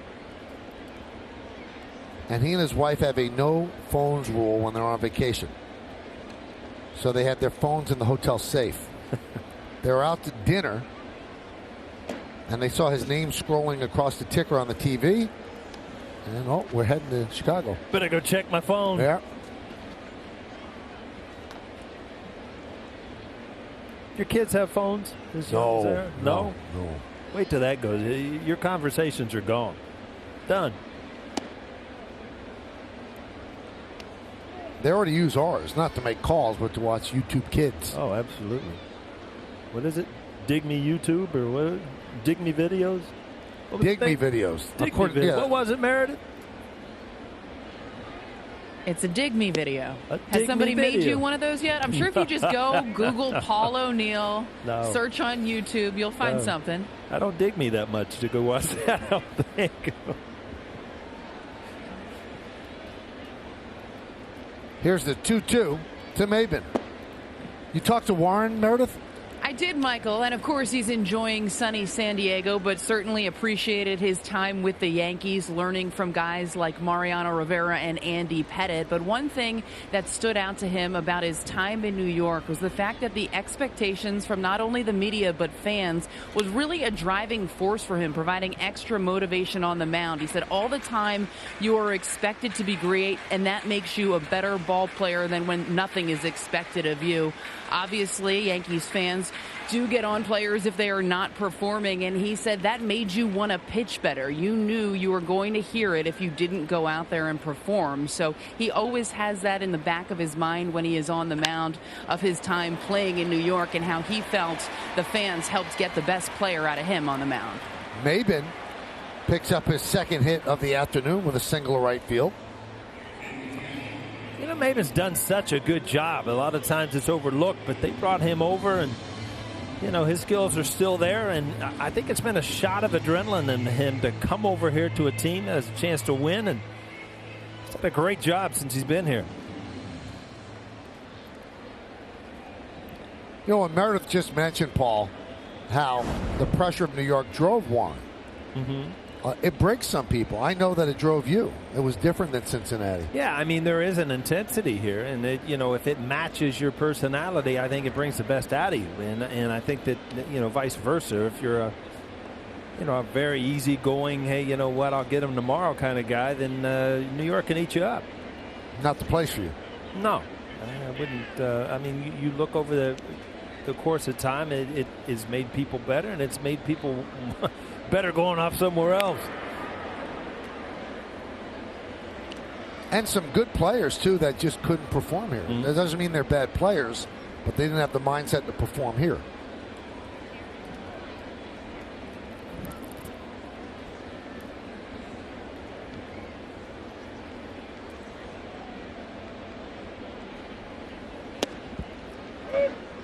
Oh, and 1 to Romine.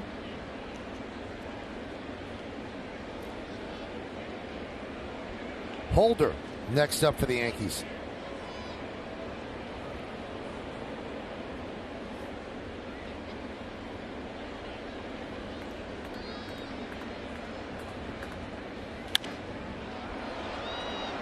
Fly ball right field and out of play. I'll tell you what, I think that Aaron Boone and Larry Rothschild have done a great job, but it's a tightrope not to overtax your bullpen, especially when you get short outings from starters, guys coming back from injury, as Paxton did today. A couple of openers per week. You're going to use that bullpen a lot. It's amazing when you look at the appearances. It really doesn't show up like the bullpen has been overworked, and it's runner goes, no throw, a stolen base for Maben.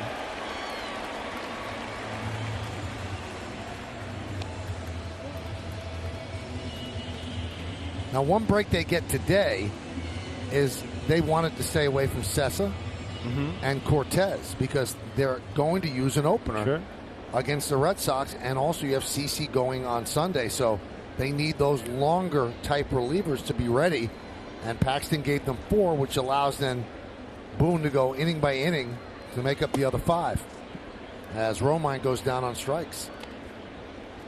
And it's also a really precarious recipe for victory, because if you're going to go an inning for each reliever, you've got to ask every one of those 5 to be effective on the very same day. And that's asking a lot. Yeah, that's a lot of trust in your bullpen. But you know what? If you were going to trust any bullpen in the game, it would be the New York Yankees at this point, with the names and the stuff that you're filing in from 5th inning on if you need to. LeMahieu fouls it away. Just 1 hit for the Padres, and that was off the glove in short right field of DJ LeMahieu. Clean hit. There's no way you could score that in error.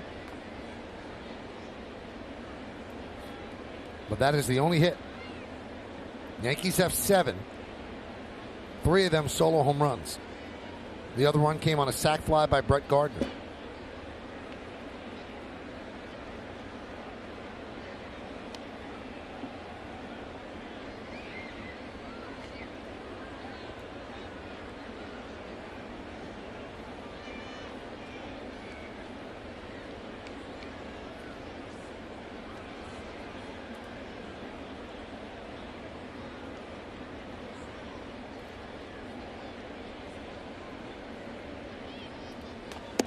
Paddock gave up 5 or 6 hits.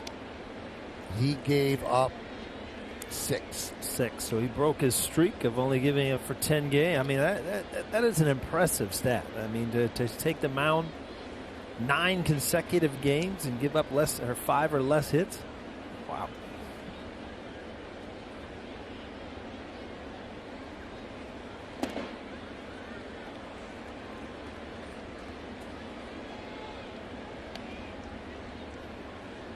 I was going to check my scorebook, Mike, but I took the day off. Well, did you leave it home? Yeah. I thought it was a short little series for me. I didn't bring it. I started, 17 seasons ago? I don't know what I did with it. Just left it home. Yeah. Runner goes to third. Throw to third. It gets by France into left field. Maben gets up, he'll score, and it is 5-0 Yankees. That's why I said the other night, I mean, this is such a smart play. A lot of things can happen if you can get a good jump. You know, it's almost like taking a chance as a third base coach by sending a runner. You see ball not picked right there. Maben gets kind of a running lead. Picks up the ball. Has no clue where the ball is, but Phil Nevin, I'm sure, let him know. A stolen base and an error on the catcher. Hedges. That's a Maben run right there. Single, 2 stolen bases, scores on the E2. Skied the other way. Still 3-2 from LeMahieu. Oh, those are big runs too. I mean, you know, anytime you can continually just add runs, it just pretty much, you know, takes the other team mentally out of it as much as it does on the scoreboard.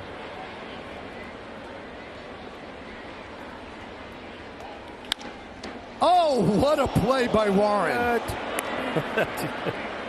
Behind the back, excuse me, he takes a base hit away from LeMahieu.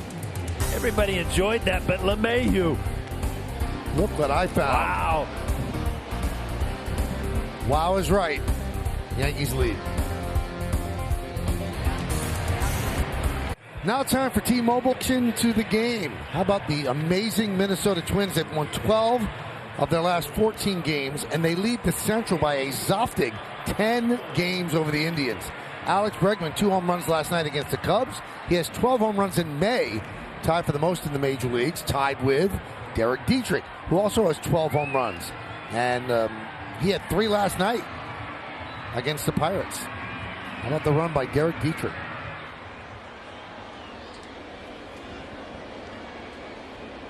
New pitcher for the Yankees is Jonathan Holder.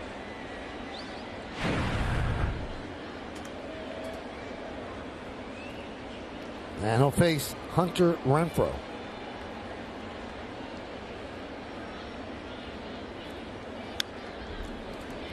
So I look to my left where Paul is sitting next to me in the booth. And he's got a big grin on his face, big smile. Yes. Because between innings, he was finally shown a Paul O'Neill Digme video. Did you like it? Yeah, I loved it. It's just, you know what's great about old videos when you can't play anymore is you never make outs. That's right. You just keep getting hit after hit. You actually believe you can still hit. Yeah, you don't put outs into a Digme video. No, you forget about those 5,000 or 10,000 strikeouts you had out there. Cadillac scoreboard, 5-0 Yankees, top of the 7th inning. Meredith, I was wondering, can you Bluetooth that to the big screen here or something? That'd be better look for me. Paul, I may know people who might be able to get something done. But, you know, in between innings now, maybe we'll do a Paul O'Neill broadcasting Digme video. Wow. That'd be a short one. I'll tell you that. There might be a few bloopers to go along with that one. Michael, you're next. Keep searching. 1-2. Missed outside to Renfroe, 2-2.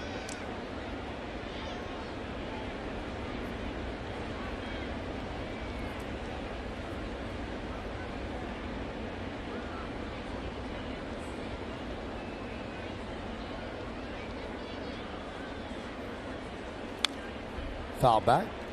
The announced attendance here at the stadium today, 40,918 on a cloudy Wednesday afternoon. A sellout on Monday. This is a pretty big series. You think it still feels like a holiday. Just take the whole week, right? Another day game. If you ruled the world, yeah, that's what it would be.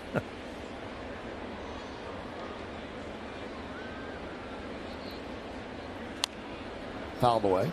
So the Yankee bullpen, it struggled at the beginning, but look where they rank now in the majors. They have the 4th best ERA, 3.72. 3rd best batting average against, 221. Slugging against, 2nd, tied with Houston. Strikeout percentage, 2nd, tied with St. Louis, 28.1%. They have the 2nd best ground ball percentage, tied with the Cubs, 48.9%. And the bullpen as a whole has a 3.7 WAR, which is the best in the majors. How do you get a WAR out of a bullpen? I mean, if you can't, what do you just compare it against another bullpen? There's the strike, and down goes Renfroe. Listen, I didn't pack my slide rule with me, so I can't really show you. Now, they've been particularly great over the last 15 games, 6-2, 2.45, 77 strikeouts in 66 innings, and opponents hitting 197 against them. That's the best in the majors during that span, which started on May 12th.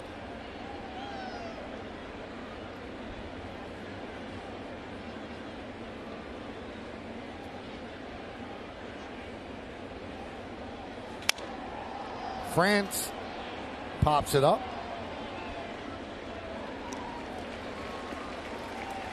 James Smythe, what was Paul O'Neill's lifetime WAR?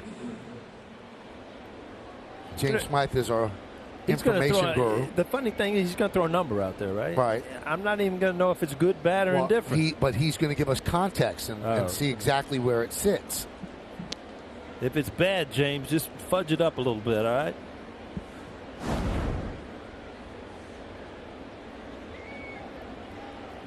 Here's Ian Kinsler.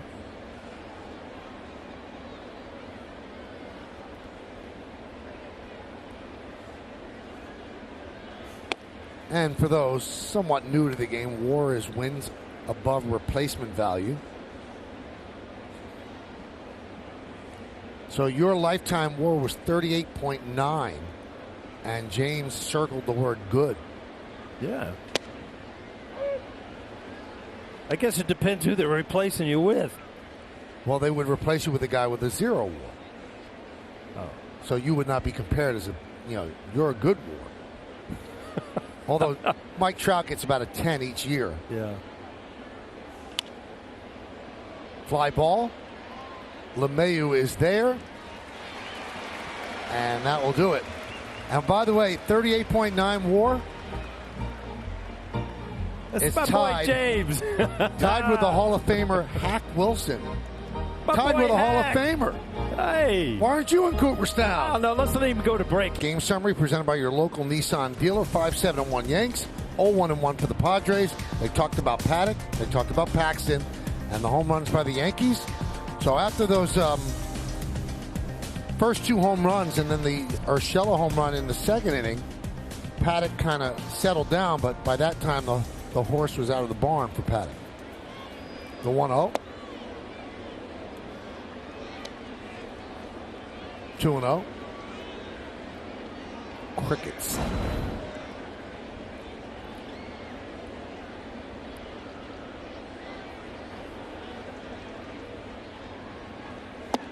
Wave through that one.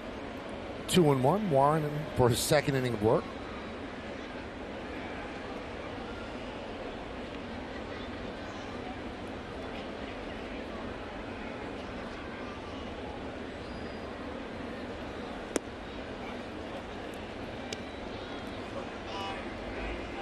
Cadillac scoreboard, 5-0 Yankees as they try to win another series.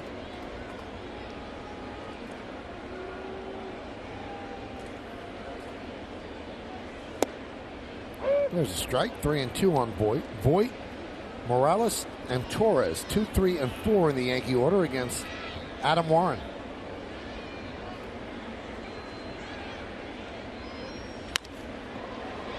Fly ball, shallow center. And Margot can't make the play and gets behind him. Voigt's round to second. He's going for 3. Here's the throw. Triple Luke Voigt.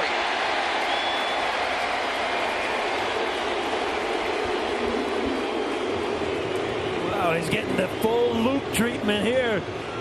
Everybody, you don't expect him to hit many of these, but off the bat, it fools Margot. Didn't quite get there, went for it, got by him, and Luke Voigt, to his credit, was motoring. Lost the glasses, lost everything. That's where Luke Voigt really looks like a football player, doesn't he? That's his first career triple. We've seen 2. Gary Sanchez just got his first career triple the other day.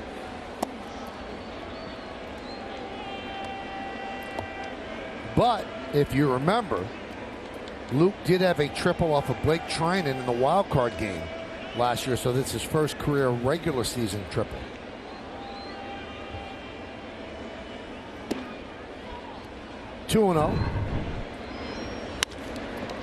But fools him as a big power hitter and a big swing, but off at the end of the bat. And all of a sudden he gets that stride going. That's pretty good right there.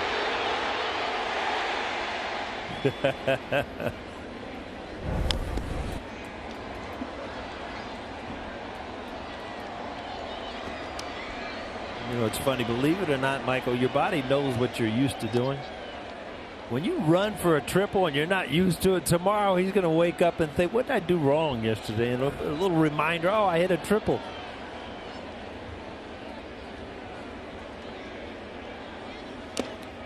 Two and two. Morales is 0 for 3 this afternoon. He's 2 for his last 28.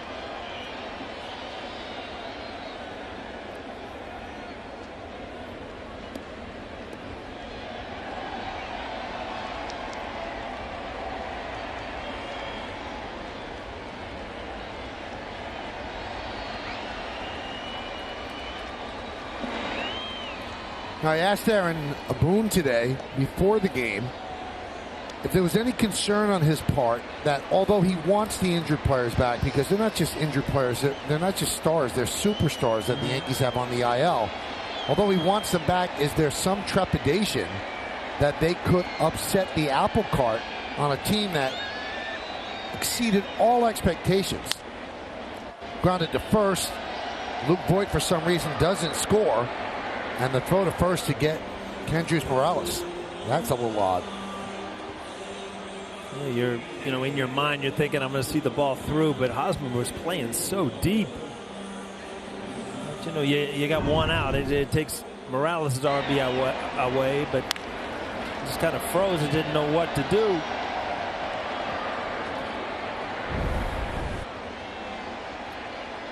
Here's Gleyber Torres. So what Aaron Boone said, no, I'm not worried about them upsetting the apple cart.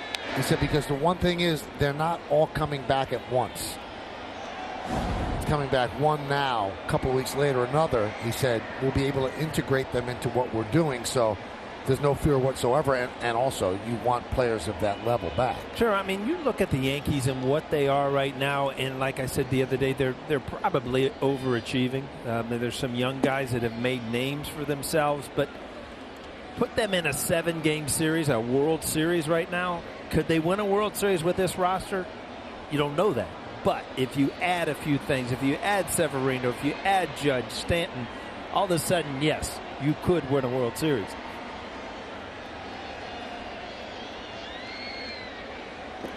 And the next one back, Paxton came back today, is probably Didi Gregorius, and that's barring any setback, and that's ahead of schedule. Not Didi's schedule. He always kept saying June. A lot of people thought maybe beginning of July after the All-Star break, but there's a good chance it could be next week at some point, either in Toronto or in Cleveland. But the thing that's holding Didi up is bad weather where he's playing in the minors. He didn't play yesterday. They got rained out, and there's more bad weather in the forecast, so he needs to get at bats. But Boone really waxed poetic about Gregorius before the game. High fly ball, deep left. There it goes. See ya! A 2-run blast by Torres. It's 7-0 Yankees. Nothing new for Torres. He's been hitting home runs in bunches, and boy, there goes another one. Pretty much puts this game out of reach. Gleyber Torres, 14th of the year.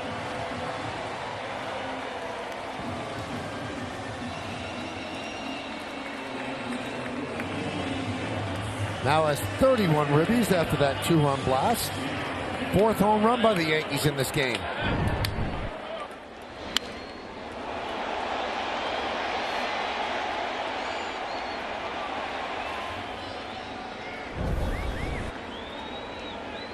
Big game for you, man. 4 home runs, 4 home run calls. Huh? Yep.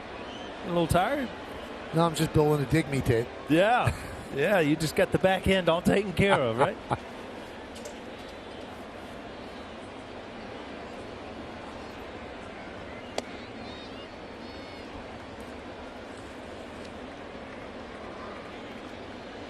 Gleyber came over to the Yankees with Warren, and that's how he treats Warren.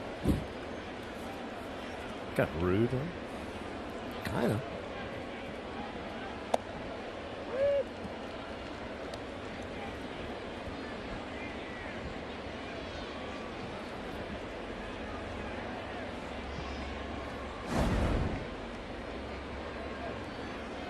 And what a job by Torres. If you think about it, he was going to play some short because they knew Didi would be out about half a season.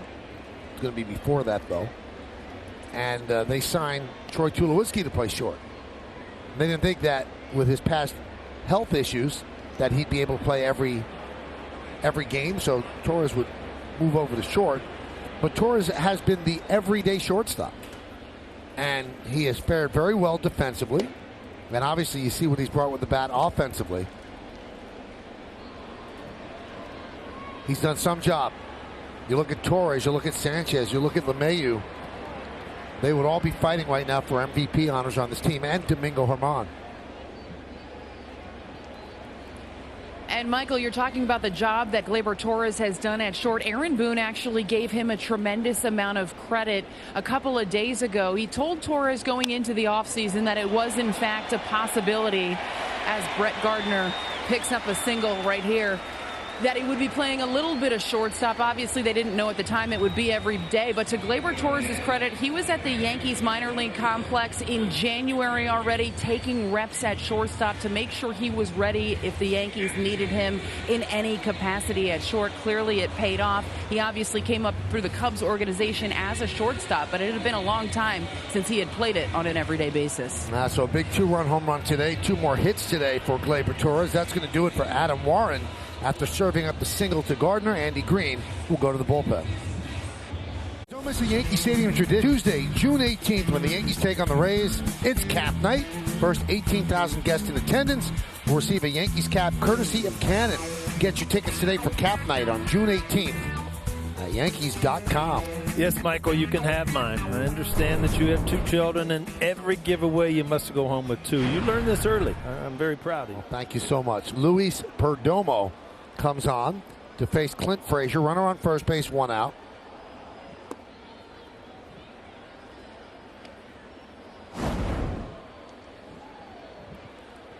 Perdomo was called up right before this series as they sent Cal Quantrill to AAA. And yes, that's Paul Quantrill's son. I was wondering that. Yep. Okay. Perdomo's been in the big leagues, 4th big league season, all with the Padres. 26 years old.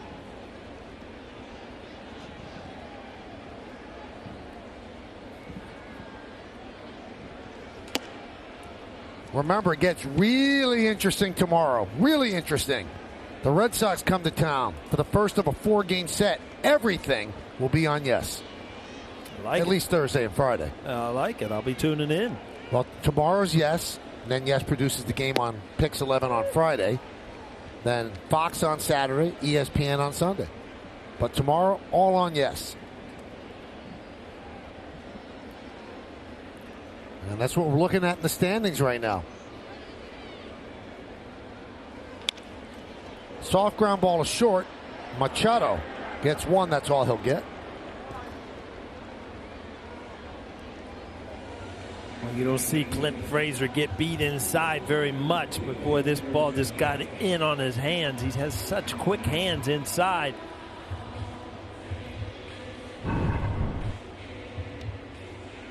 That ball run up and in and just right off the label. The reaction, you know what happened there. You just got to get down to first, make sure they don't turn 2.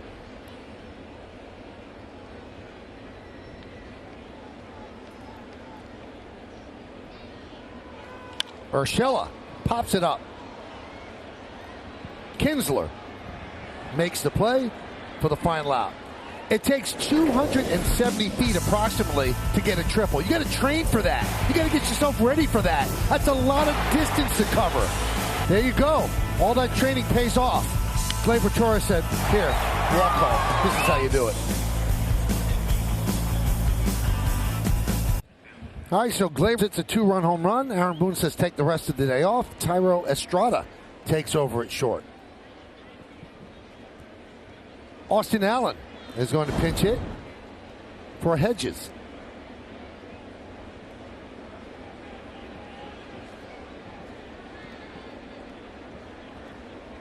Hyundai scoreboard 7-0 Yankees. And you wonder, I'm sure James could find this out, how many times in history of baseball has an Austin pinch hit for an Austin? I'm going to say none. Just throwing it out there. I think it's been done before. That's just my guess.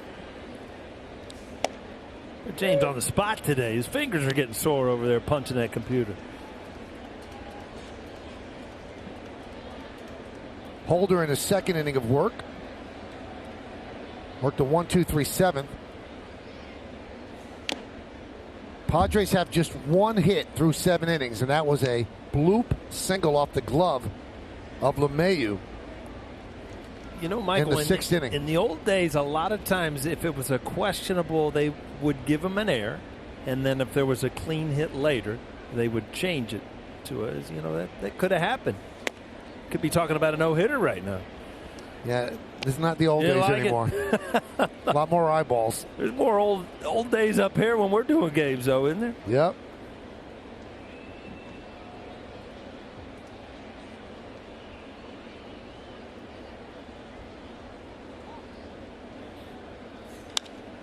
Serve down the left field line. On the run is Maybin. It's a fair ball. It bounces into the seats. And it's a pinch hit double, a clean hit for Austin Allen. Today after the Yankees postgame, keep it right here on Yes for the Michael Kay Show, presented by Untuck It. And get instant analysis and reaction from today's game. Plus an entertaining look at headlines from around the sports world with ENN. That's today after Yankees coverage on Yes. So I have to go downstairs and do the rest. You need me to run you down there and I get you. Why don't you come on as a guest? Oh, that's just what I need. I got big plans tonight, man. Okay, I'm sorry. Not going to take away my Italian dinner. Are you kidding me?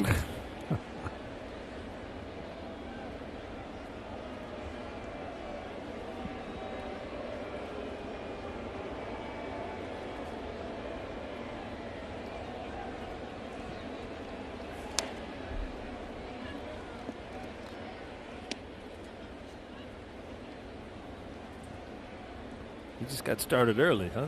Look at that. That's your scoop right there.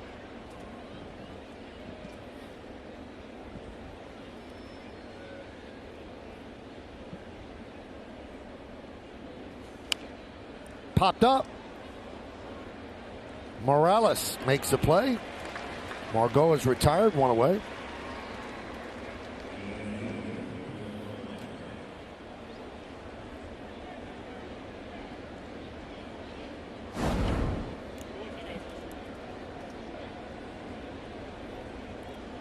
So here's Will Myers. He is 1 for 3, 2 strikeouts in that blooper off the glove of LeMahieu in the 6th.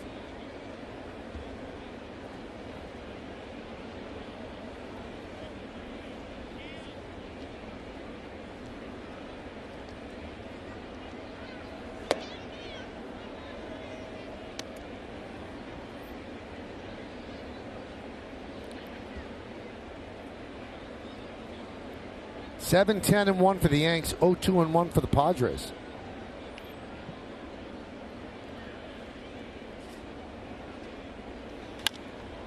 Fly ball, right field, deep. Frazier back. He's on the track, and he makes the play for the second out. Tagging is Allen as he goes to third. Hey, Saturday night, New York City FC is back on Yes as Captain Alex Ring leads the boys in blue in the battle with the Columbus Crew. Coverage begins at 7:30, presented by Etihad Airways. It's right here on Yes and streaming on Fox Sports Go. Was just in Columbus last week and went right by that stadium, Michael. That just told me right where the game was. New York Rangers took the Columbus Blue Jackets GM or president, John Davidson. Big Yankee fan. Is that right? Oh, yeah. So now we're all in with hockey games, right? Absolutely. Ground ball is short. Tyro Estrada moves quickly to the glove side. And a nice stretch by Morales, and that will do it. Here in the 8th. No runs to hit, no errors, one man left. We go to the bottom of the 8th. It's 7-0 Yanks. Yankees baseball on Yes is brought to you in part by Delta Airlines, the airline with more new planes flying out of New York City. Delta, keep climbing. And by FW Webb, the official plumbing, heating, cooling, and PVF supplier to the New York Yankees.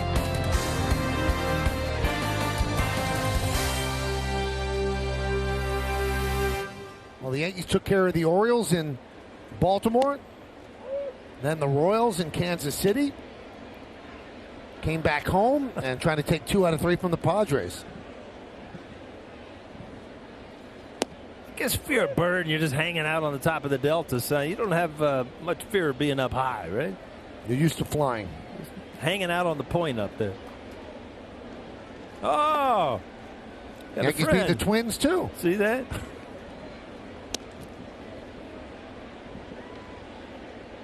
Michael, if I was you and I up there, I'd be scared to death. You know that? Well, that would be 2 of us. No.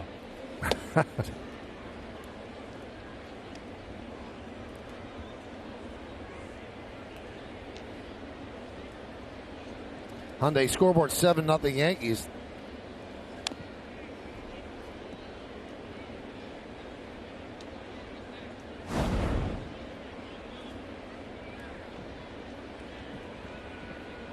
Once in a while, Michael, you get a flashback of what a pitch does, and that last swing by Maben reminds me of that two-seamer when it's just running in on your hands and you know you're in trouble.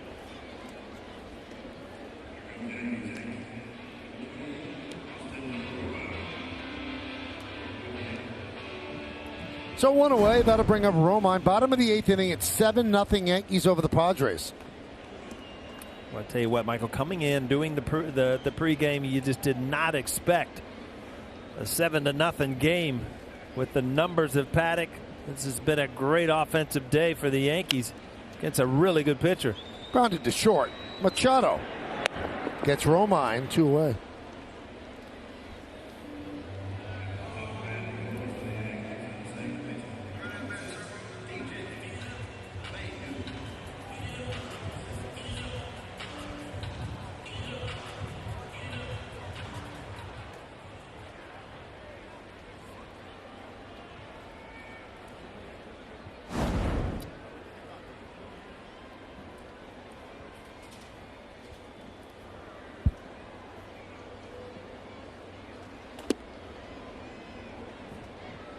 Outside to LeMahieu. LeMahieu started it off for the Yankees in the first inning with a home run, followed up by Luke Voigt's home run.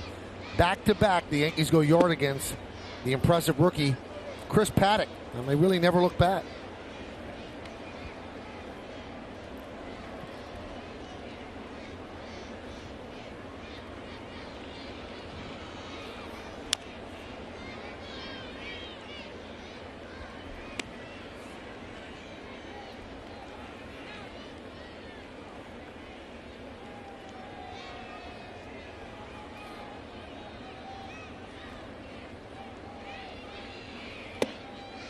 Two and two from Perdomo.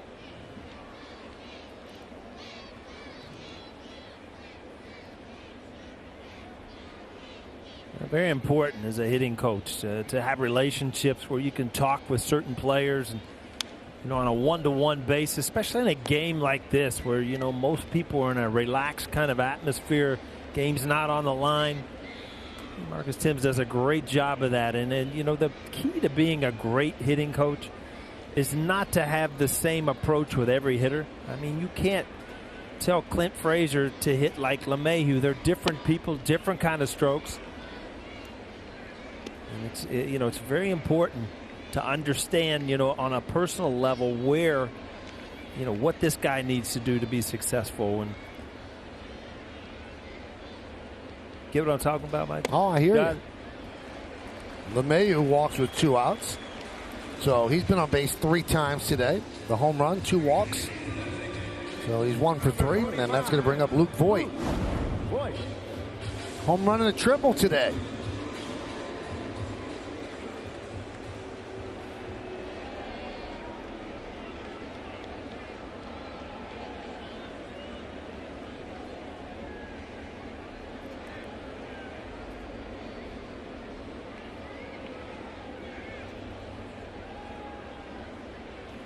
You know, you don't see as many triples as you used to, and one of the reasons, I believe, is that guys are styling, and they just coast into second. They'll take the double.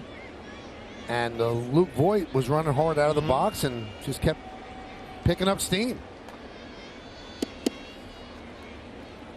And usually that's not the way a triple is hit. It's hit into the gap and, you know, could be a home run. You think it's a home run. You're standing there looking at it, and then when it hits grass or the warning track or the wall, then you start to pick it up and you just stop at second.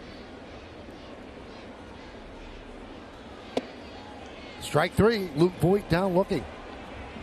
No runs, no hits, no errors. One man left on base. We're going to the ninth. Padres down 7-0. The final out for the WB game is our studio team will have highlights, analysis, and clubhouse reactions from today's game.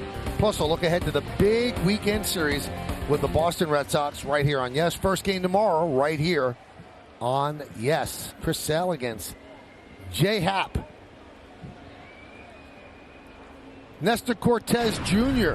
will try to get the final three outs, and this works out perfectly for the Yankees. They could use this as a throw day of sorts for Cortez. That leaves him available to pitch either Friday or Saturday if they go with the opener in one of those days, and they will. It's just which day. The day they don't have the opener, it will be Domingo Germán. Friday would be normal rest. Saturday, they'd give him an extra day. And they won't make that decision in all likelihood until they see what they use tomorrow with Happ on the mound. So it's all kind of intertwined. Machado has a road hitting streak on the line here. He's hitting 13 straight road games. And he's 0 for 2 with a walk. And that hitting streak, unless the Padres rally, will end as Machado walks. I've got a quiz for you. Another one. Who has the longest road hitting streak in baseball history? A hint. Who was your teammate? I think I know this. Okay. I'm going to go with number 2, Derek Jeter. Wow.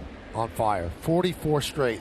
Was it? I didn't know the numbers. He's the all-time road hitting streak leader. Yeah, I would have said DiMaggio until you said that he played with you, and then that kind of took that one out of the hat. DiMaggio, actually, I remember one old timers they was sitting at your locker. Oh, so cool, right? Something about walking into like your first old timers day. Like, what really is this old timers day other than what I hear? That one's up the middle, a base hit for Hosmer. And that extends his hitting streak to 8 straight. First and second, nobody out for the Padres. You're kind of sitting at your locker, and every time the door opens, it's like, really? Like Mickey Mantle, Joe DiMaggio, Yogi Berra. Like, wow. I guess it is kind of cool here in New York, huh? And then Mickey and Whitey would usually go dress in the manager's office. Oh, yeah. That means you're really something. You're a step above. I remember Joe DiMaggio, though. I always thought it was cool that the first time I saw him and met him, he had a suit and tie on. And I thought that was cool. He always kind of had that look.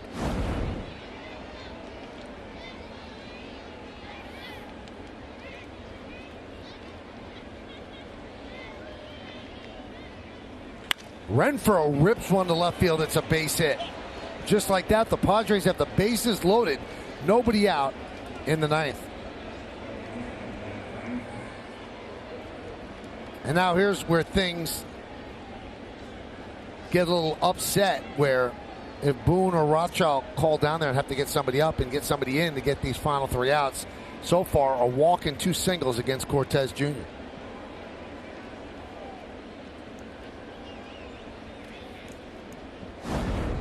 So here's Ty France. Yankees play the infield back, looking for the double play. Of course, they'll let the run score.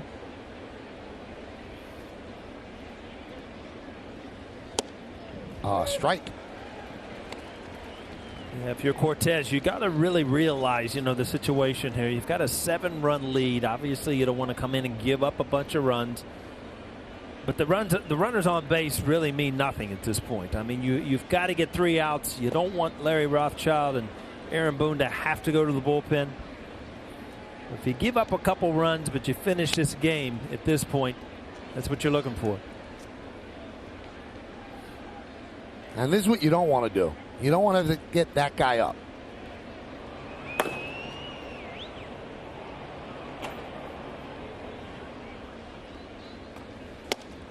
Now, if he doesn't come in, okay, that's great. But, you know, within the dugout, they call that getting hot. If he gets hot, yeah, it's not quite an appearance, but he's still getting hot.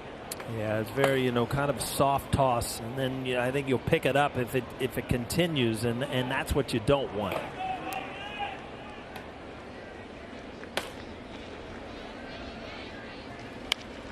Grounded back to Cortez. There's one. On to first. It's a double play. 1, 2, 3. Yankees an out away. Well, you see Morales over there kind of egging him on. That's it. I mean, it couldn't have happened to a better thing. A little one-hopper right back at you for a double play. Don't give up a run. Get a couple outs out of it. I think Chapman can really soft toss at this point. Well, that takes the starch out of a rally, and here is Ian Kinsler with runners on second and third and 2 outs. 7-0 Yankees.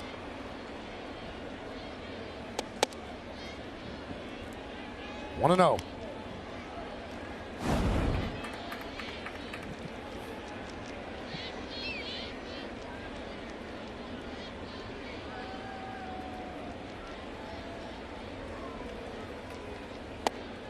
One and 1.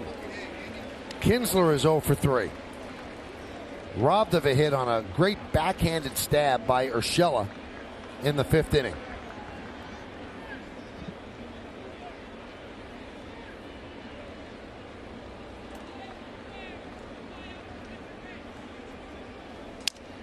That one is looped to shortstop. Thairo Estrada is there, and the Yankees win another series. They beat the Padres 7-0, 2 out of 3. And now the Yankees have won 8 series in a row, and they go to 36-19. And again, a great formula, Paul. Power and pitching. Well, I tell you what, it was unexpected power, too, and it was early. No doubt about it. First 2 hitters got them the lead. I mean, the story to me is Paxton, obviously. Threw the ball great. He is back in the rotation. And the bigger story is the Yankees keep winning with the Boston Red Sox coming in this weekend. Starting 4 games tomorrow against the defending world champions. That should be a blast here in the Bronx. But first we have to dissect what happened here against the Padres. We'll tell you right up front, 7-0. Yankees win. They win 2 out of 3. So much more to come. And the post game as well. Yankees up 7-0.